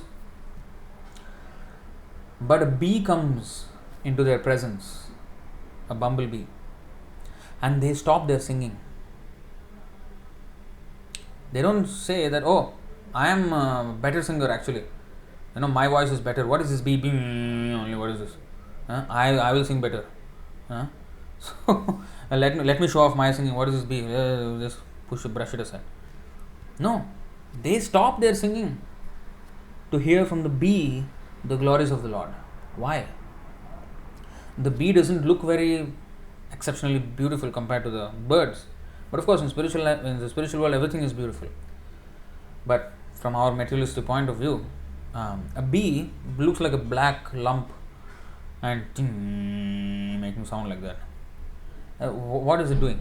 So it doesn't look very very beautiful or very melodious also. But when the bee is singing, the birds stop. Why?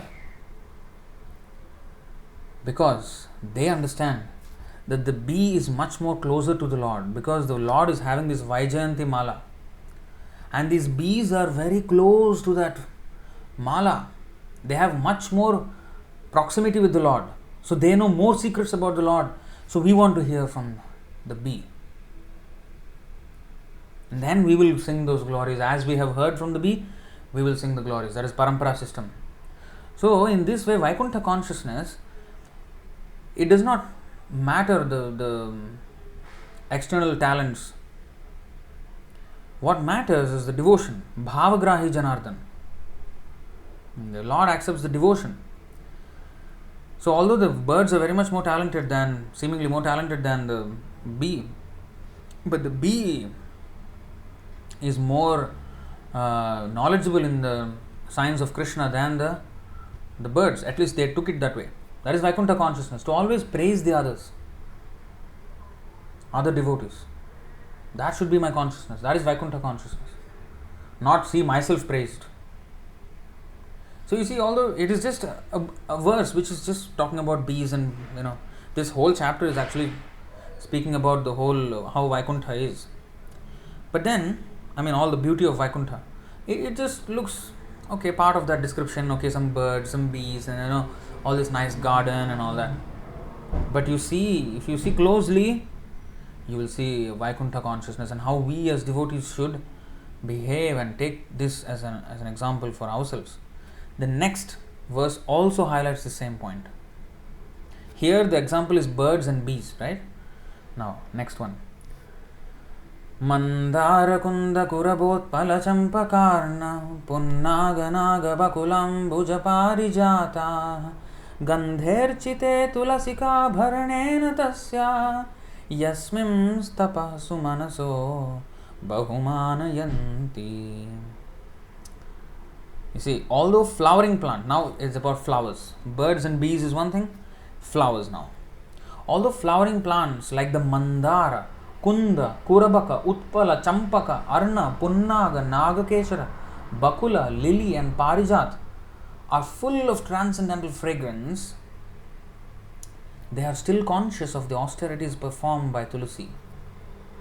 For Tulasī is given special preference by the Lord, who garlands himself with Tulasī leaves, and his feet is adorned with Tulasī leaves. So although these flowers are extremely beautiful to look at and extremely fragrant, parijat, and nagakeshara, champaka, these are very, very, and some I don't even know what they are. I don't have English equivalents even. They are just left with the Sanskrit words only. And they are, spiritual world, how fragrant they must be. But although they must seemingly so qualified, talented, but they are always conscious of the austerities performed by Tulasī. Who Tulasī leaves, yes, are also fragrant, but what about parijat? How can it compare? But Tulasī's austerities are unmatched, more than even parijat, more than even anything else. So you see how they're all again Vaikuntha consciousness. Seeing always the devotion of other devotees and glorifying it, and aspiring and seeking mercy, seeking that devotee's mercy, so that I can also become devotee. So these are all lessons we have to glean from all these things. We have to be attentive enough to take all these lessons. Otherwise, we are just superficially reading. Of course, by constant reading and repeated reading, and by hearing from devotees, we will start to notice these things. And when we read also, when Krishna will allow us to see all these things. So we have to purposefully read the Shastra. A third class devotee, he does not do this, and therefore his so-called reading of Shastra, first of all, is not so studious in that. And even if he is, he just officially, superficially read something and nice story, nice, but doesn't take any lessons for himself to imbibe. So that is called purposefully studying the Shastras with purpose. What is the purpose? I should advance. What lessons I can learn today? How can I improve by today's reading? That is how we should approach reading.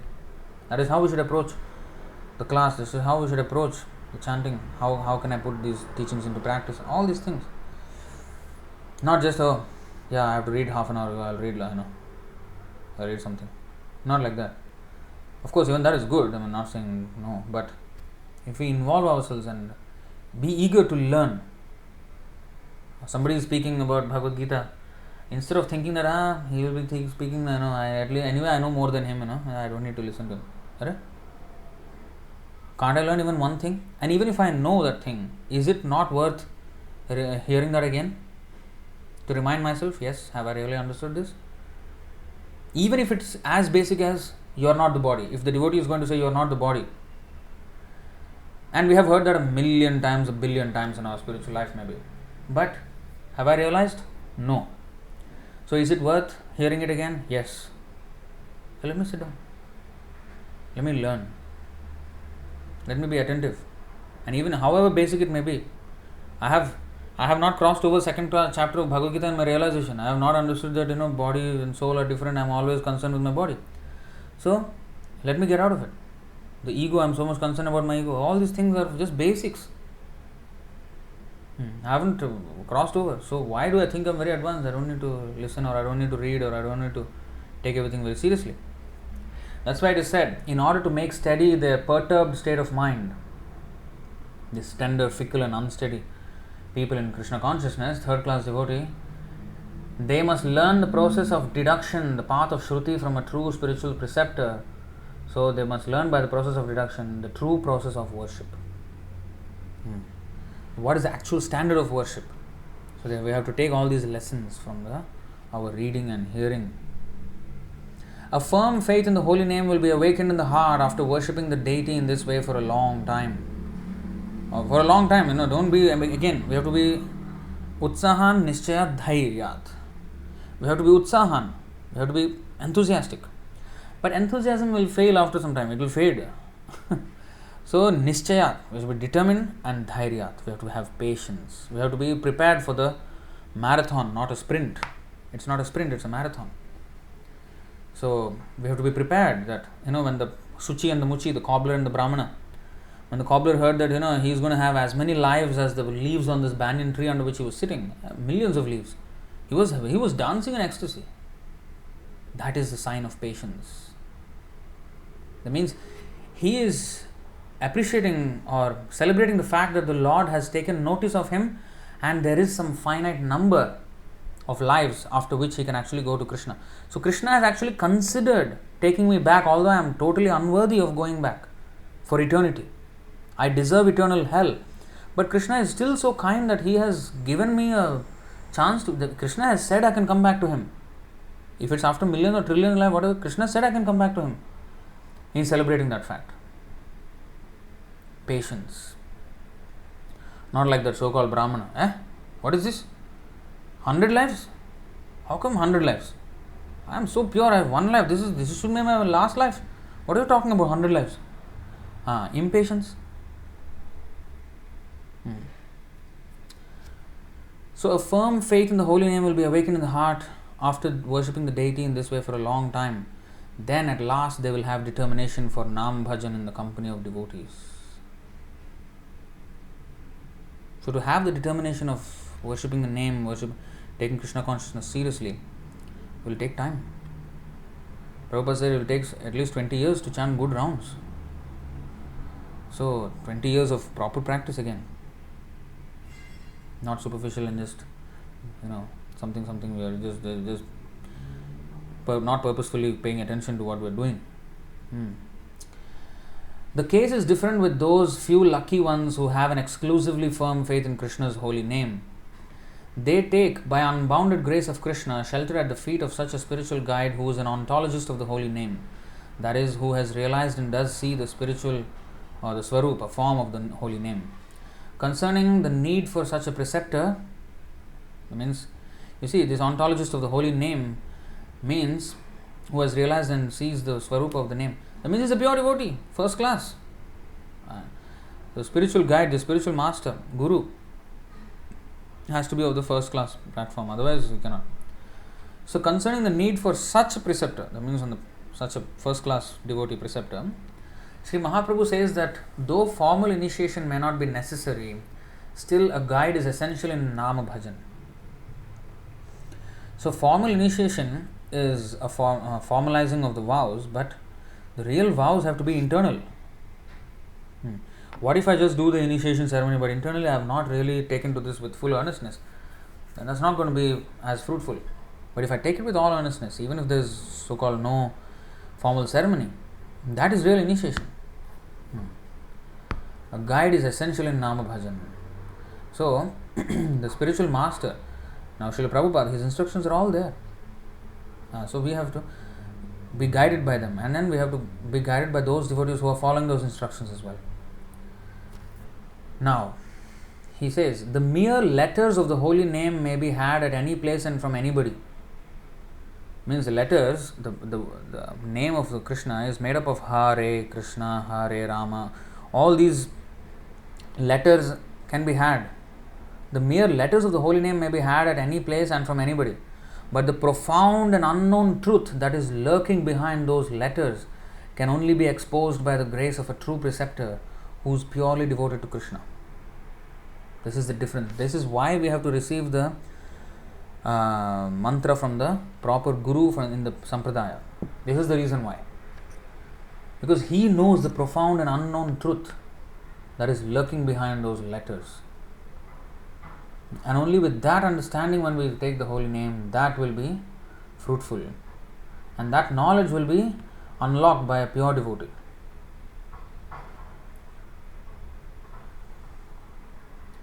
The grace of the spiritual guide alone can pass over from the early twilight, from the 10 offenses hindering the true service of the holy name. So the early twilight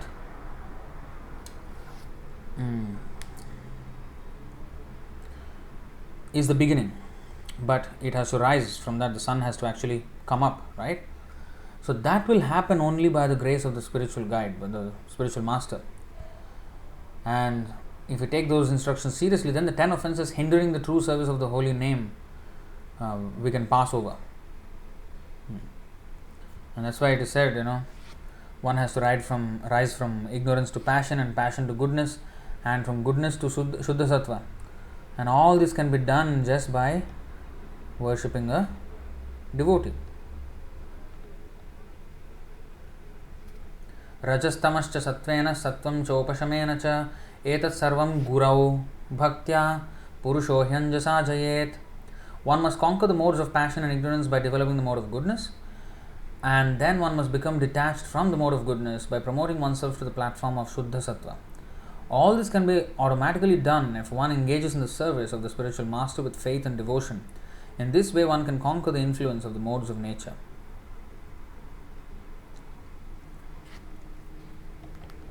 Only by the grace of Guru we can cross over all these things. So those who are devoted to the holy name have already from the beginning attained the stage of the second class of the Swarupa, form of the holy name. So those who are devoted to the holy name have already from the beginning attained the stage of the second class of the Swarupa, of the name. They are practically no longer bound to Nāma bhas, utterance of the name, avoiding the 10 offenses. Truly speaking, they earnestly desire Prema. They are true Prema Rurukshus. It is their religion to have Prema for Krishna. It is their religion to have Prema for Krishna. The stress will be on the religion.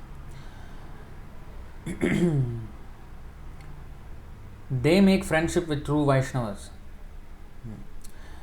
You see,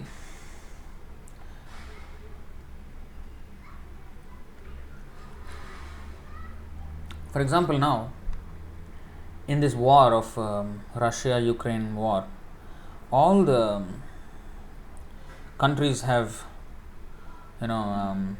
punished Russia by stopping all the trade with them. And now Russia is trying to improve its economy, and the foreign minister has gone to India to have talks with the Indian government to improve trade ties between Russia and India. Now, although it has nothing to do with us, nothing much to do with us, what we can see is if we want our interest, then we will make friendships with whoever can, help us in that. Like Russia, they want their interest of trade and economy. So they are going to their friends and, striking a deal, making friendships and making this and that. So that is on the political level. Devotees, similarly, what is their goal? Just like the materialists, their goal is economic growth. But for the Vaishnavas, their religion is to have Prema for Krishna. Here it is said. They are true Prema Rurukshus. That means they are ascending to the platform of Prema. And their religion is to have Prema for Krishna. And because that is their motive, they will make friends with whoever can help them in that. And this is not just like a political, like a business transaction. It is much more deeper actually. They will actually serve and surrender to such devotees and learn this path and correct themselves on that path. So they make friendship with true Vaishnavas. They cast kind glances at and show compassion to tender and unsteady Vaishnavas. So Prema Maitri Kripopeksha Yah Karoti Sa Madhyamaha. So this is a second class devotee. They Ishvare Prema. Ishvare tad adhineshu balisheshu dvishatsucha. 4 classes of living entities. Ishvare, Supreme Lord. Tad adhineshu, servants of Ishvara, devotees. Balisheshu, the innocent. And dvishatsu, ignorant. With these 4 classes, Ishvare tad adhineshu balisheshu dvishatsucha, Prema, Maitri, Kripa, Upeksha are their ways of dealing with these 4 different classes. So with the Ishvara, it's Prema, Maitri with devotees, friendship with devotees, and then Kripa with Balisheshu, with the innocent, and Dvishatsu, Upeksha, neglecting them, indifferent to them. So in this way he behaves. So that is being explained here. Truly speaking, they earnestly desire Prema. They are true Prema Rurukshus. It is their religion to have Prema for Krishna. They make friendship with true Vaishnavas. They cast kind glances at and show compassion to tender and unsteady Vaishnavas. And they are indifferent to those who, being puffed up with false vanity of their erudition, are malicious and inimical to the devotees of Sri Murti of Bhagavan. Inimical to the devotees and Sri Murti of Bhagavan. So, this is second class devotee. Failing to distinguish right from wrong, the beginners who are confined only to the initial rites. This is the third class devotee. Sometimes fall into deplorable conditions. The middle order of Vaishnavas who are earnestly anxious for Prema behave differently from the 3 previous classes of Vaishnavas. So in the third class Vaishnava also there are 3 classes. Those who only carry the burden. Means they are practicing something, but they are very much interested in materialistic life, and they are very much into this dharma, artha, kama, moksha, not into Krishna Prema so much. They carry the burden. So they are also third class. Those who maintain bad association, another class of third class devotees. Those who are chanting but they still have bad association. That's why devotees who are chanting and working outside, they have to be very, very careful. Not to become very intimate with, not to become very close friends with non-devotees. If at all friendship should be there, it is to be there only on the platform of showing compassion for them and introducing them to Krishna consciousness. Otherwise, we should not associate very closely. Just, as it is said, there is one description, how one should associate with materialists. Just like you go to the market to buy vegetables, and then the grocery shop, the cashier at the shop, how would you, if you know him as a friend, you will, talk and, spend some time with him. Otherwise, you just go there, buy some things and ask the price of this, ask the price of that, and okay, this and that, and then come out. Very superficial, not very close. So that's how that's how the behavior should be with those materialistic people whom we sometimes may have to deal with, but we should not deal with them in great intimacy.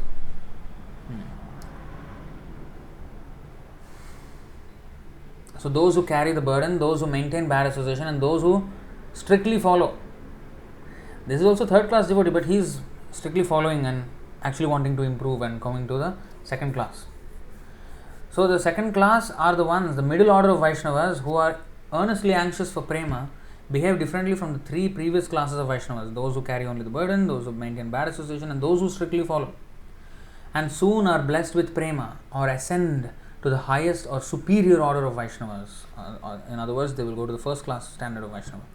It is best to associate with this middle order of Vaishnavas and not the third class. Of course, first class is the best and second class. So these both. Third class, it is not advised. Of course, we are all third class, and what? We should not associate with each other, just don't talk to each other. No. We would encourage each other to rise to the... At least we should be having, at least if you are in the third class, we should be one in those who are strictly following this class here. Not this maintaining bad association and those who only carry the burden. But this, the strictly following. So at least in that category we have to associate. And that is friendship. But we have to seek or, seek the association of those who are advanced. That's why if you see NOI 5, the different grades of devotee and how we should associate with them. Krishneti yasya giritam manasadriyeta dikshasti chet pranatibhischa bhajantamisham shushrūshaya bhajana vijñamananyamanya nindādi shunya hridamipsita Saṅga. One should mentally honor the devotee who chants the holy name of Lord Krishna. One should offer humble obeisances to the devotee who has undergone spiritual initiation Diksha and is engaged in worshipping the deity. And one should associate with and faithfully serve that pure devotee who is advanced in undeviated devotional service and whose heart is completely devoid of the propensity to criticize others. And of course, this criticism we have already mentioned in the first part of today's lecture. What is worth criticizing and what is not. On what basis things should be criticized and what not. We have given the example of Krishna and Dhritarashtra. Dhritarashtra also divided the Kurukshetra people into two armies, two parties, Kauravas, Pandavas, Mamakaha, Pandavas, Cheva. And Arjuna wanted to see them all as equal, but Krishna again divided them on a spiritual basis into two parties again. But those two parties coincided with Dhritarashtra's parties, Kauravas and Pandavas. But the intention was totally different. So, his was on the path of dharma and adharma, daiva asura, whereas Dhritarashtra's consideration was only seminal. This is my son, they are others. So, and one should associate with and faithfully serve that pure devotee who is advanced in undeviated devotional service and whose heart is completely... So, this devoid of criticizing others means criticizing others on the material platform. For Krishna, both are very equal. Family-wise, both are cousins of Krishna. So, but why he favored the Pandavas? So, in Dhritarashtra's case, okay, we can understand. He's worried about his own son's welfare.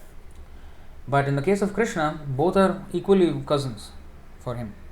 So, why did he side the Pandavas? Because in the path of dharma, he doesn't care whether they are his cousins or not. In fact, everybody is a child of God, child of Krishna. So actually Krishna is related with everyone, not only the Pandavas and Kauravas only.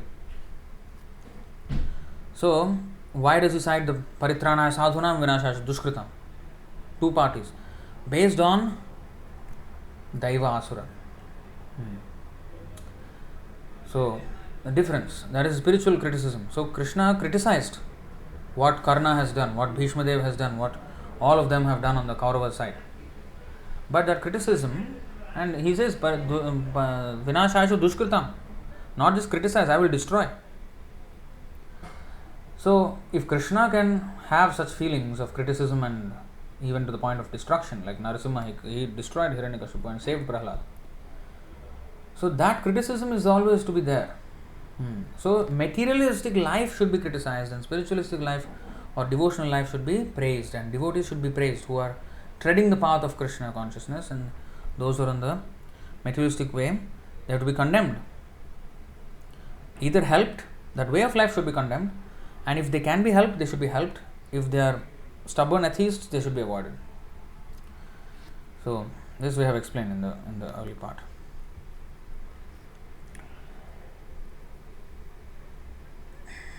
It is best to associate with this middle order of Vaishnava, second class devotees. These Prema Rurukshus devotees chant and tell their beads 3 lakhs, 3 times 64, 192 rounds in every 24 hours.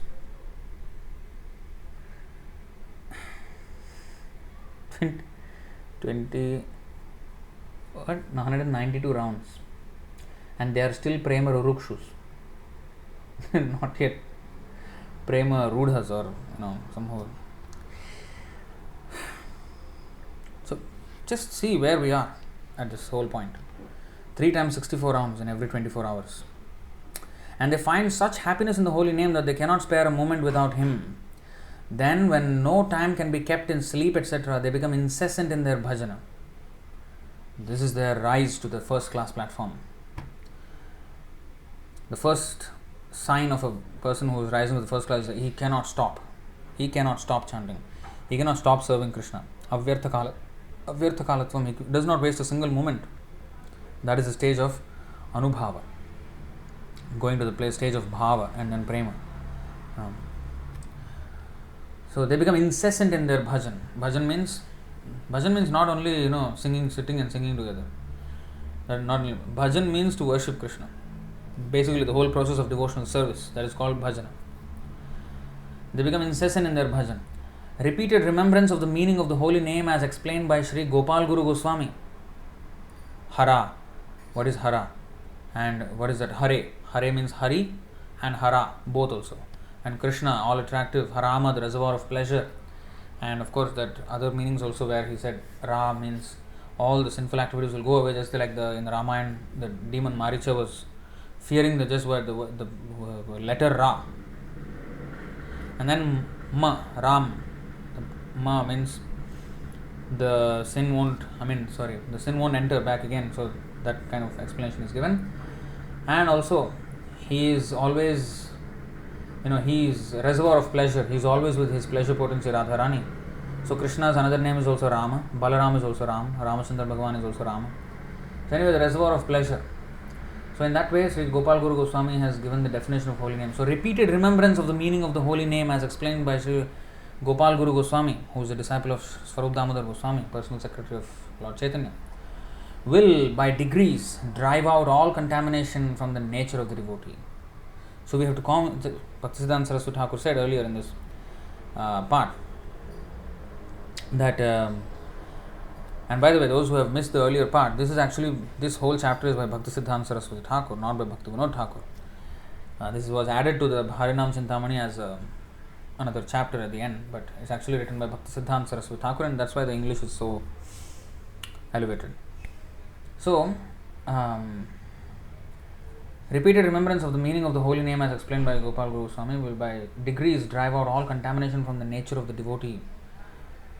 So Bhaktisiddhanta Saraswati Thakur explains that as one is chanting Hare Krishna, he should always remind his mind the glories of the holy name, and thereby chant it with full concentration and veneration, respect. So like that. Then the holy name will appear in person before the spiritual eyes of the devotee. This is the first class, rising to the first class. When the Swarupa form of the holy name fully appears, it is identical with the spiritual form of Krishna. The appearance of the Swarupa of the holy name is the appearance of the Swarupa of Krishna. The more clearly and purely the holy name is visible, the more bhajan proceeds in the presence of his Swarupa. The more clearly and purely the holy name is visible, the more bhajan proceeds in the presence of his Swarup, the more do the 3 elements of which primordial matter is said to be composed, namely Sattva, the strand of goodness, Rajas, the stand of activity, the Tamas, the gloom of pride, haughtiness, etc., of the lowest inherent principle, disappear. And there appear the spiritual attributes of Krishna in the heart of the devotee. So the more one is involved in the holy name, the more this gunas of the holy name, of the material world will go away, and one will actually become transcendental to the 3 modes. Nistraigunyo bhava Arjuna. And then the spiritual attributes of Krishna appear in the heart of the devotee. Then again, when there is a happy union of the name, form and attributes of Krishna, so the name first is realized, then the form, then the attributes of Krishna or qualities of Krishna are realized. Then And then again, when there is a happy union of the name, form, and attributes of Krishna, and devotees in their bhajan see them, the Leela, pastimes of Krishna, is awakened by the grace of Krishna in their pure heart, as soon as they are absorbed in deep and easy natural meditation. So, name, form, qualities, pastimes, and then entourage. So, it is all in sequence. One by one realizes everything. The holy name then dances incessantly on their tongue. The form of Krishna is visible on their soul's eye. Visible to their soul's eye. All the attributes of Krishna are observed in their heart, and the bud of Leela blooms in their soul while they are buried in meditation. In this stage, 5 conditions of the practicing devotee are to be noticed: Shravana Dasha, Varana Dasha, Smarana Dasha, Apana Dasha, Prapanna Dasha, or Sampatti Dasha. The happy mood which the devotee feels at the time, of listening to the object of pursuit, and the means of hearing from the lips of a true spiritual preceptor may be called Shravana Dasha. So the means of devotee is happy hearing about the pastimes of Krishna, hearing about Krishna Katha, and hearing it from the right source, from the authorized spiritual master, bona fide spiritual master. Then that is called Shravana Dasha. In this stage, every bit of knowledge about how to chant the holy name without committing any offense to him, and of the processes and fitness of chanting the holy name, is gained. This facilitates the continuity of the holy name. When fit to receive it, the strung together beads of Nāma Prema can be had from Sri Gurudev, that is, the disciple, with every delight, and from the deepest recesses of his heart cordially welcomes the boon of surrendering himself to the feet of Sri Guru for pure and unalloyed bhajan, and receives invigorating strength and faculty from him. This is Varana Dasha.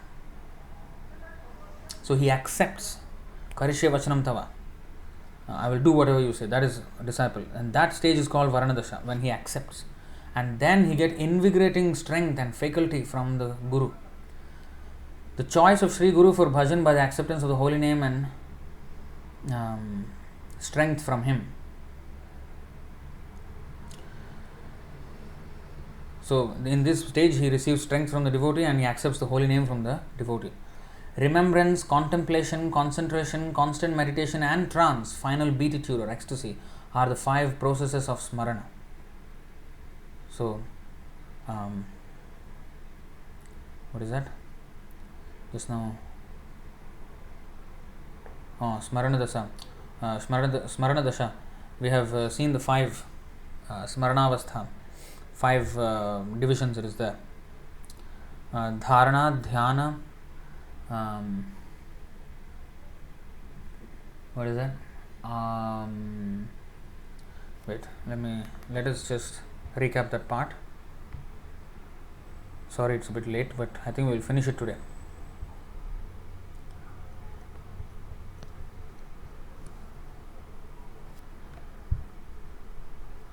Okay, here is only English is given.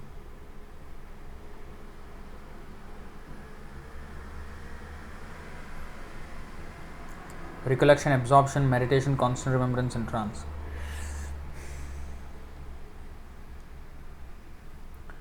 Dharana, Dhyana, Samadhi, Apana. Not even there.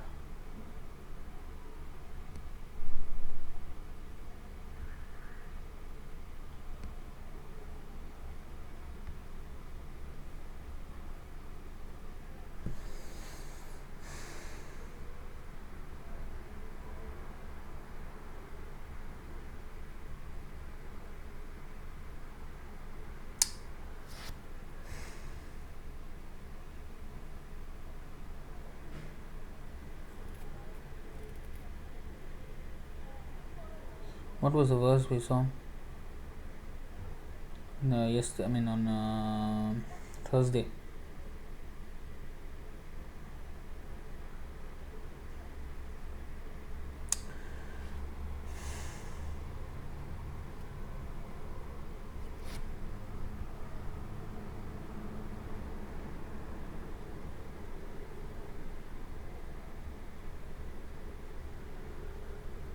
Okay, I'm not going to waste any more time of yours.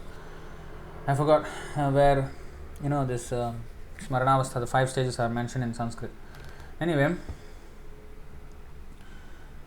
so all these things, they will be remembrance, contemplation, concentration, constant meditation and trance. These are actually more and more intense absorption. Remembrance is there, but then there is also forgetfulness. And then contemplation, there is more intense meditation. And then there is concentrated meditation. And then constant meditation after that. And then finally trance. All may look or sound similar. But that's why I wanted to bring out that Sanskrit words. If anybody of you can find, it's good. But otherwise, we're just going to go forward. The Smaranavastha, the 5 stages. So, from remembrance of the holy name, the devotee thinks of the form, which gives him a steady conception of the attributes. So, you see how the progressive thing works. From remembrance of the name, the devotee thinks of the form, which gives him a steady conception of the attributes or qualities. This steady conception of attributes gives him a firm conviction of pursuing the Leela of Krishna. And having entrance in the Leela, he is completely absorbed in Krishna Rasa. And this is called Apanadasha. Acceptance, complete absorption. By these stages of Smarana and Apana, the devotee can know and adore the eternal and daily Leela of Krishna in 8 different periods of the day, Ashtakaliya Leela. And when he is deeply absorbed in it, he realizes his own self and that of Krishna. These self-realized devotees are Paramahamsas. So, that is the standard of Paramahamsa. What is this stage of Samadhi? Very nicely explained here. You see how intense this is. Krishna said simply in Bhagavad Gita, you remember me at the time of death, you will come back to me. Remember me means what? Smarana means what? 5 stages of Smarana. And Smaranavastha, the last stage is complete absorption, Samadhi. Intense, concentrated meditation on Krishna's pastimes. So, it is not simply, very cheap thing. Then at the time of his departure from this world, the devotee, by the grace of Krishna, you see, this is when leaving the body, you see, then at the time of his departure from this world, antakale cha mameva smaran muktva kalevaram what is that? Yah prayati samadbhavam yati yasti natyatra samshayah. So, when one thinks of me at the time of death, he will come back to me. Simply said. But you see, oh wow, there is so much lag now. The computer is too much for the computer to handle very high level topics. So, I don't know what to do. I'll just continue. So you see, but what is the stage we have to come to before we pass over from this body? Come to the stage of Paramahamsa. Then at the time of his departure from this world, the devotee by the grace of Krishna becomes an associated counterpart of ideal object of his worship in Vraja, and thus attains the summum bonum of Nāma Bhajana. You know what this means? Because at this stage, when he is meditating on Krishna like this, he worships a particular resident of Vrindavan, Vrajavasis, like Nanda Maharaj or Yashoda or Radharani or some Gopi or some Manjari. So, because so when he becomes perfect, then he becomes a associated counterpart of ideal object of his worship in Vraja. So he becomes a servant of such an eternal associate or a counterpart of him or her, and thus attains the summum bonum of Nāma Bhajana. That means he will enter the eternal pastimes of the Lord. When should all who are seekers after Prema leave the stage of a householder and accept? So now from here onwards, he answers some questions. So he starts off the paragraph with a question and then answers that. So the question is, and next paragraph he starts again with another question and then answers that, like that. So these are instructions on Nāma Bhajana, on how to chant and all this, how to accept Krishna consciousness. So this question is, when should all who are seekers after Prema leave the stage of a householder and accept sannyas, or the 4th stage? The answer is that, be he in basti or society or solitude, okay.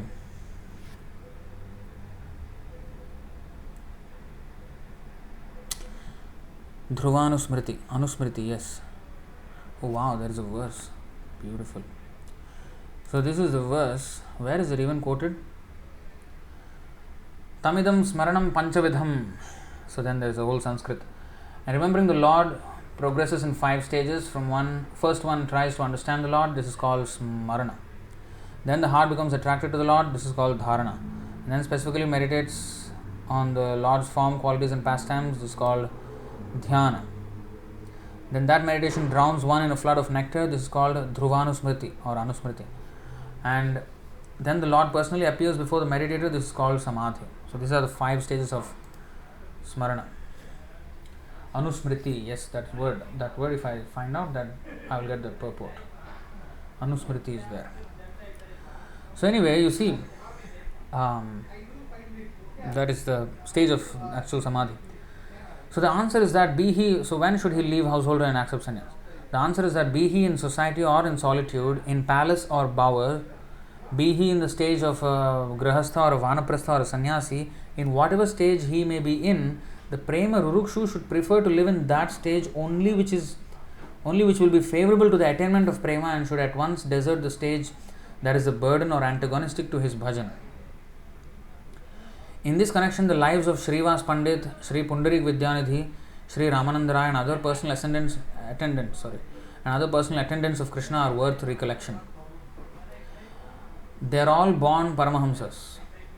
Rubhu, Janaka, etc. in the days of yore are seen to be Paramahamsa even though they led the lives of householders.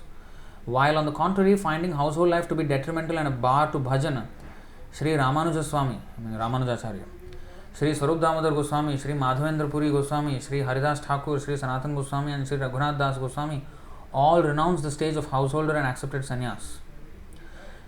Krishna's loving beauty is so enamoring that even the god of lust is charmed by him, and Krishna himself, being charmed by his own beauty and loveliness, covets the pleasure enjoyed by the best of his lovers, Sri Radha, by lovingly serving such a form as his. So when should one accept sannyas? So it doesn't matter which Gruhe Thako, Vane Thako, Sadahari Bole Dako. Whichever stage is conducive for one's advancement, one can accept that. And just go on in increasing his Krishna consciousness. Now, you may think, then, in the householder there may be attraction from kama, lust. What about that? So that's why here it is mentioned that Krishna's loving beauty is so enamoring that even if he is in the householder, he is so attractive, Krishna, that it will draw him away from that. Of course, if we take it seriously. So Krishna's loving beauty is so enamoring that even the god of lust is charmed by him. You see, this is why kama will not affect him, even though in any place. So Krishna consciousness is such pure activity that no matter what position one is in, it does not matter, it will act, and we can rise to the platform of Prema from any stage. Even the god of lust is charmed by him, and Krishna himself, being charmed by his own beauty and loveliness, covets the pleasure enjoyed by the best of his lovers, Sri Radha, by lovingly serving such a form as his. That's why he took the form of Chaitanya Mahaprabhu. So anointing himself with the luster and complexion of Sri Radha, and having been imbued with her ardent longings of love, Krishna is ever dallying as an exemplary lover of himself as Sri Gauranga. Sri Krishna, the essential nature of the Supreme Being, the only real and eternal truth, is the object of love, and Sri Gauranga, the possessor and distributor of that love. So Gauranga is the possessor and distributor of that love, and Krishna is the object of that love. Krishna is simultaneously dallying with his dear consort in the groves of Vrindavan and tasting the extract of love suckers flowing from his consort as Gauranga at Navadvip. So as Krishna, he is enjoying as the object of love, and as Gauranga in Navadvip, he is enjoying as the Ashraya of that love. As Krishna is the Vishaya of that love, as Gauranga Mahaprabhu, he is the Ashraya of that love, and he is distributing also to others. That's why it is Namo Mahavadanyaya Krishna Prema Pradayate. Prema Pradaya. Krishnaya Krishna Chaitanya Namne Gauratvishe Namaha. So he is distributing also that love. And Krishna himself does not know that love, because he loves himself from the point of Vishaya. He is also attractive to himself. But then when he becomes attracted to himself, he adopts the mood of Radharani. Like there is this incident in Dwaraka. It is stated in, I think, Lalita Madhava, where it is not in the Bhagavatam. It is in the Lalita Madhava or Govinda Lilamrita maybe. where Krishna is looking at his own reflection and he was appreciating his own beauty, and in that appreciation he wanted to love Krishna, he wanted to love himself, and that mood actually brought the mood of Radharani. Then the desire developed in him when he was in Dwarka, that I want to taste this beauty as Radharani tasted. That's when the desire started, and eventually he came down as Gauranga Mahaprabhu, Chaitanya Mahaprabhu. So Govinda Lilamrita, I think, is the book which explains this incident. I think there is a verse in Chaitanya Charitamrita, I think that verse is mentioned. Maybe if you can help me take out that verse, I don't know if I'll just.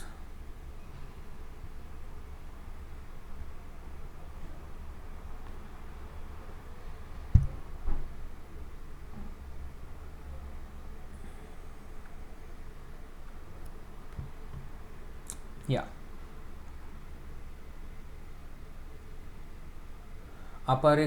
अपरिकलितपूर्वः कश्चमत्कारकारी स्फुरति मम गरीयान् एष माधुर्यपूरः अयमहमपहन्ता प्रेक्ष्ययं लुब्धचेताः सरभसमुपभोक्तुं कामये राधिकेव. Lalita Madhava, yes.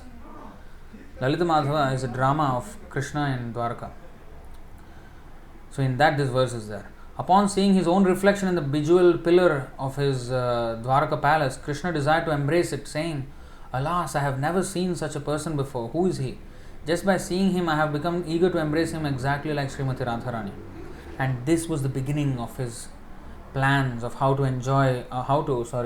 experience the love that Radharani feels for him. And the incarnation of Chaitanya Mahaprabhu,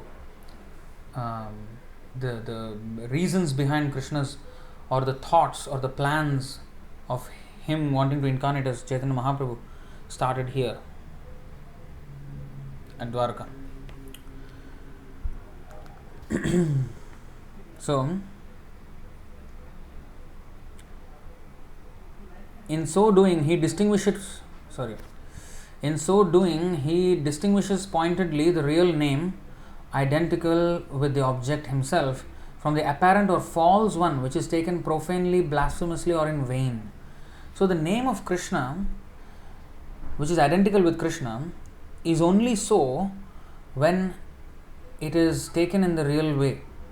When it is taken, the false name is that which is taken profanely, blasphemously, or in vain.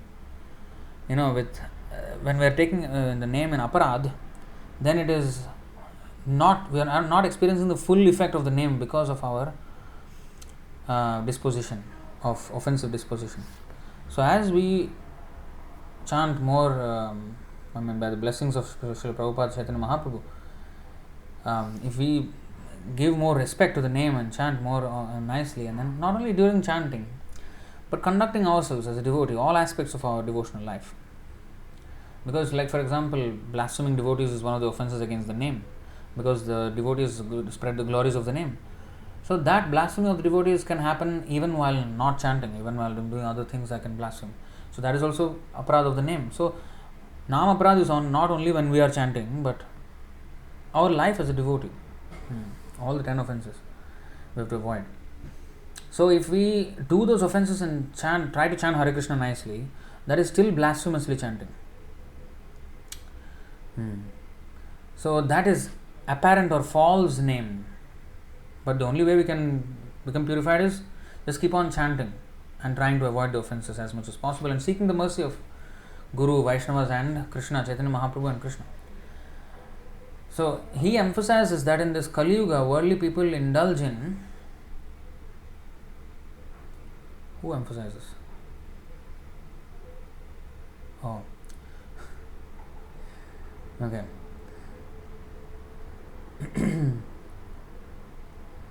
Krishna emphasizes.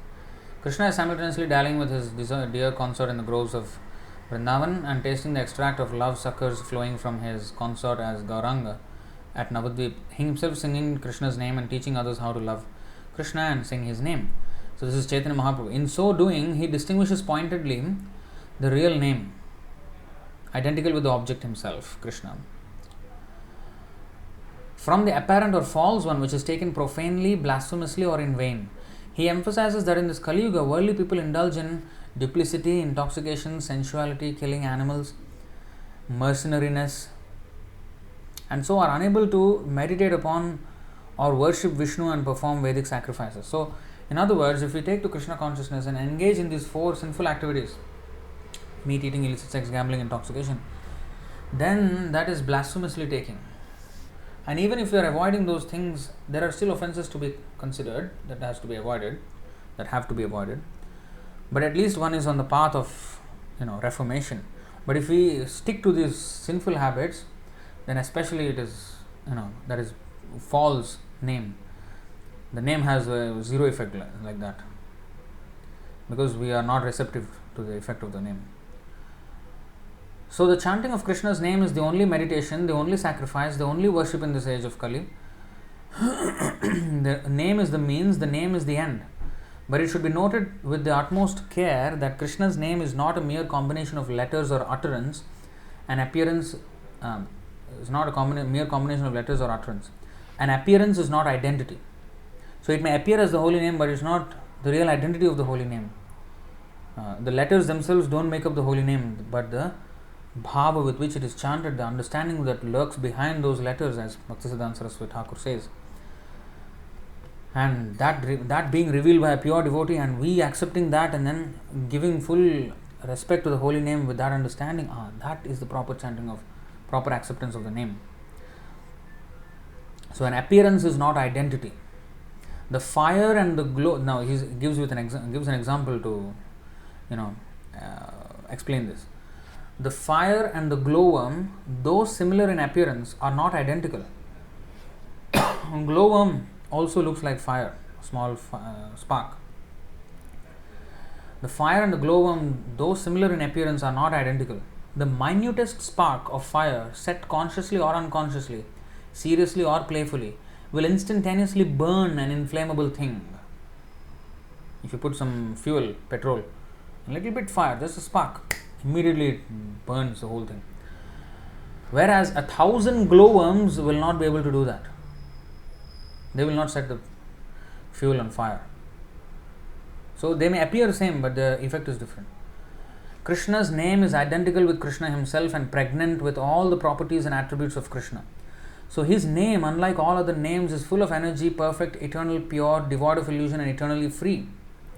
The aurora of sunrise is sufficient, that means the dawn of sunrise, is sufficient to dispel the darkness of night and to drive the wild animals to their lairs.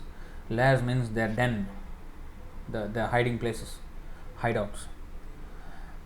So the aurora of sunrise is sufficient to dispel the darkness of night and to drive the wild animals to their lairs, and thieves and dacoits to their resorts or their hideouts.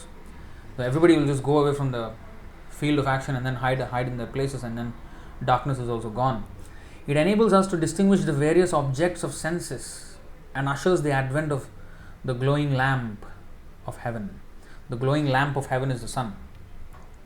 So when sun rises, even the dawn, when the sun has not risen, at that time already darkness is gone, wild animals are gone, dacoits and thieves are gone, and it enables us to distinguish the various objects of senses. It enables us to distinguish, okay, this is a table, this is a chair, this is a plant, this is a, we can see everything, in other words, and ushers the advent of the glowing lamp of heaven. You see how Bhaktisiddhanta writes glowing lamp of heaven. So because actually in heavenly planets the Svargaloka starts from the orbit of the sun. So that is all the heavenly. So that is the first heavenly planet. That is why the days of the week are Sunday, Monday, Tuesday, Wednesday, Thursday, Friday, Saturday, all in the order of the planets that there are, as their distances from the earth. So anyway, so it ushers the advent of the glowing lamp of heaven. So similarly, Nāma stops poverty from planting our pillows with thorns. Material life is like a pillow of thorns. if you package all kind of thorns and in a pillow, it looks like a nice pillow, but when you sleep on it, it will just pierce the whole face and I'm all bleeding. So material life is like that. It packaged as a comfortable thing, but actually it's a very painful thing. Material life. It's very nicely Bhaktisiddhanta Saraswati Thakur. He has his own way of explaining things. So Nāma Bha stops poverty from planting our pillows with thorns, destroying our worldly hankerings and dispels our illusory gloom. So these are compared to the darkness and wild animals and thieves and dacoits. What is that? Our material cravings for happiness, worldly hankerings, which are like the pillows with thorns. So they destroy the worldly hankerings, dispels our illusory gloom, so that we may see the name face to face, just like we can see the sun face to face eventually after the aurora has finished, after the dawn has finished, the sun actually rises. Then we can actually see the sun at that point. But even before it has risen into the sky over the horizon, we can already feel the assurance, the lack of fear that comes with the night.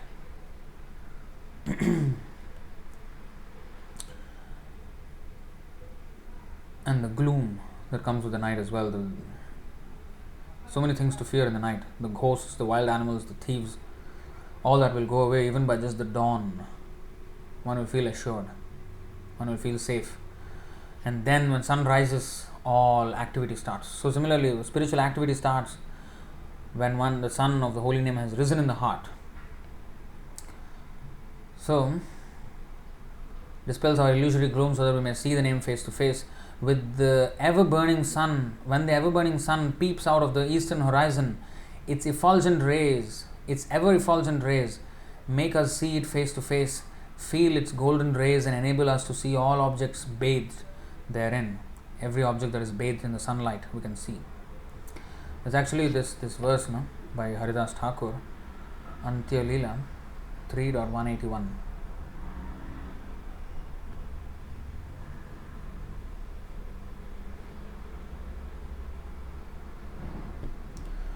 Amha samharadakhilam sakrit udayadeva sakalalokasya taranirivati jaladhim jayati jagan mangalam Harināma. As the rising sun immediately dissipates all the world's darkness, which is deep like an ocean, so the holy name of the Lord, if chanted once without offenses, dissipates all the reactions of a living being's sinful life. All glories to that holy name of the Lord, which is auspicious for the entire world. This is from the Padyavali, an anthology of verses compiled by Rupa Goswami. Now, in the following verses, he explains this. And after reciting this verse, Haridas Thakur said, "O learned scholar, please explain the meaning of this verse." But the audience requested Haridas Thakur, "It is better for you to explain the meaning of this important verse." Haridas Thakur said, "As the sun begins to rise, even before it is visible, it dissipates the darkness of night. With the first glimpse of sunlight, fear of thieves, ghosts and demons immediately disappears. And when the sun is actually visible, everything is manifest and everyone begins performing his religious activities and regulative duties. Similarly, the first hint that offenseless chanting of the Lord's holy name has awakened dissipates the reactions of sinful life immediately. And when one chants the holy name offenselessly, one awakens to service in ecstatic love at the lotus feet of Krishna. Liberation is the insignificant result derived from a glimpse of the awakening of the offenseless chanting of the holy name." So, what is that? Liberation from sinful life is just like the dawn only. It's not a fully risen sun yet. So, liberation is very insignificant compared to the real bhakti that is there. So, okay, these are all, so. The sun is seen and felt by us with its own rays and heat, and not by the help of any other glowing object. It's another thing. We don't need a torchlight to show the sun. Come, I will show you the sun. Switches on a torchlight and shows the sun. What is that nonsense? Nobody can even see the light of the torchlight in the presence of the sun. So the sun is seen and felt by us with its own rays and heat, and not by the help of any other glowing object. The brightest candles of the universe put together cannot make the sun visible to us. When our dreamy nights are at an end, when we shake off our torpor means I actually looked at it in the dictionary, that's how I found it. Torpor means our laziness, our grogginess when we wake up. when we are just awakened from the sleep, we still feel a bit sleepy and still in a half awake condition, grogginess. That condition is called torpor. When we shake off our torpor, open our eyes and turn them to the east, we see the sun of the holy name with all his glory and beauty.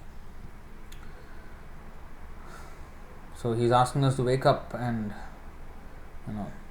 take to this holy name with all earnestness. So that's the end of this book. So as we have said in the beginning of this session, this particular chapter, Nāma Bhajan, is an essay by Bhaktisiddhanta Saraswati Thakur and not exactly by Bhaktivinoda Thakur. And it serves as a nice conclusion for this Harināma Cintāmaṇi. So actually we have already completed Harināma Cintāmaṇi in the previous chapter. But anyway, these are all very, very important instructions by Bhaktisiddhanta Saraswati Thakur. I think that's the reason why they were added as a last chapter, as a conclusive chapter of this book.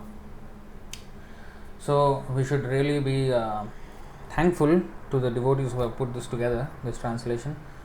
And also, of course, to Srila Prabhupada, without whom we cannot understand any of these things, and Srila Bhaktisiddhanta Saraswati Thakur, Bhaktivinoda Thakur, and all the Parampara, and Haridas Thakur, Namacharya Haridas Thakur, Sri Chaitanya Mahaprabhu, and all the Vaishnavas. So all glories to them. So thank you all very much for attending this, and sorry for the long session. And if there are any questions, we will take them. Today the audience are not many. Manjugesi Mataji is asking, Hare Krishna Prabhu, how to associate with the devotees who are not following the principles? Should we stay or just avoid it? We should avoid. Just Krishneti yasya giritam manasadriyeta. Just pay respects from a distance, that's it. Not associate with them. If at all we associate, we have to help them. But if we are not in ourselves strong enough, we better not associate. How to associate with devotees who are not following the principles? Should we stay or just avoid? Okay, same question. Okay. Alright. Why must we choose our association carefully? 3 minutes video. Alright, so that's the end of the session. Thank you all very much. I'm sorry, the BVA program has to be a little bit suspended for the time being. I need to in fact release the results of BVA 9 exam as well. I will try to do that. I will rush that and do that. Okay, there is a question there. I think so. So then we will resume our BVA. But at this point, as I explained in the BVA classroom, it's a bit overwhelming. So many services are there. So I have to suspend it for a while at least. So I'm sorry for that late announcement. Divya Mataji. Prabhuji, after experiencing the knowledge and association of second class or first class devotees, we may feel like third class devotee association is sometimes less. If we continue being with them for the sake of being in devotee association, although they are also practitioners, being in molten state, we may get their qualities. Practitioners are also called half devotees. So, yeah, we may all be advancing. But we should at least associate with those devotees who are serious about advancing, rather than just those devotees who are officially engaged, but they are not very much desirous of their own advancement or very serious in devotional service. So we have to respect them. At least they have taken to the chanting, and if possible, help them to understand. So it's not less. Those who are sincere, we should associate with them, but those who are not, we keep a distance. We respect them for taking to the chanting, but Krishneti yasyam giritam manasadriyet. Those who have taken to the chanting, offer them respect, but not intimate association, not taking association from them. Taking association especially of those who are serious about it, and those who are Sādhu Saṅga svatovare. That's why this verse is very, very important verse. Srimad Bhagavatarthanam. What is that? Sajati Ashaye Snigdhe Sādhu Saṅga Svatovare. 22:131. This verse should be learned by heart. Srimad Bhagavatarthanam Asvado Rasikaihi Saha Sajati Ashaye Snigdhe Sādhu Saṅga Svatovare. One should taste the meaning of the Srimad Bhagavatam in the association of pure devotees, and one should associate with the devotees who are more advanced than oneself and who are endowed with a similar type of affection for the Lord. Sajati yashe snigdhe sadho Saṅga svato are very important. One should not associate with professional Bhagavatam reciters. A professional Bhagavatam reciter is one who is not in the disciplic succession or who has no taste for Bhakti Yoga. He may talk or speak, but he has no taste for Bhakti Yoga. Simply on the strength of grammatical knowledge and word jugglery, professional reciters maintain their bodies and their desires for sense gratification by reading Srimad Bhagavatam. So we have to avoid them. One should also avoid those who are averse to Lord Vishnu and his devotees, those who are Mayavadis, those who offend the chanting of the Hare Krishna mantra, those who simply dress as Vaishnavas or so-called Goswamis, and those who make a business by selling Vedic mantras and reciting Srimad Bhagavatam to maintain their families. One should not try to understand Srimad Bhagavatam from such materialistic people. According to Vedic injunctions, Yasadeva para bhakti, the Srimad Bhagavatam can be recited only by one who has unflinching faith in the lotus feet of Krishna and his devotee, the spiritual master. One should try to understand Srimad Bhagavatam from the spiritual master. The Vedic injunction states, Bhaktya Bhagavatam grahyam na buddhya na chatikaya.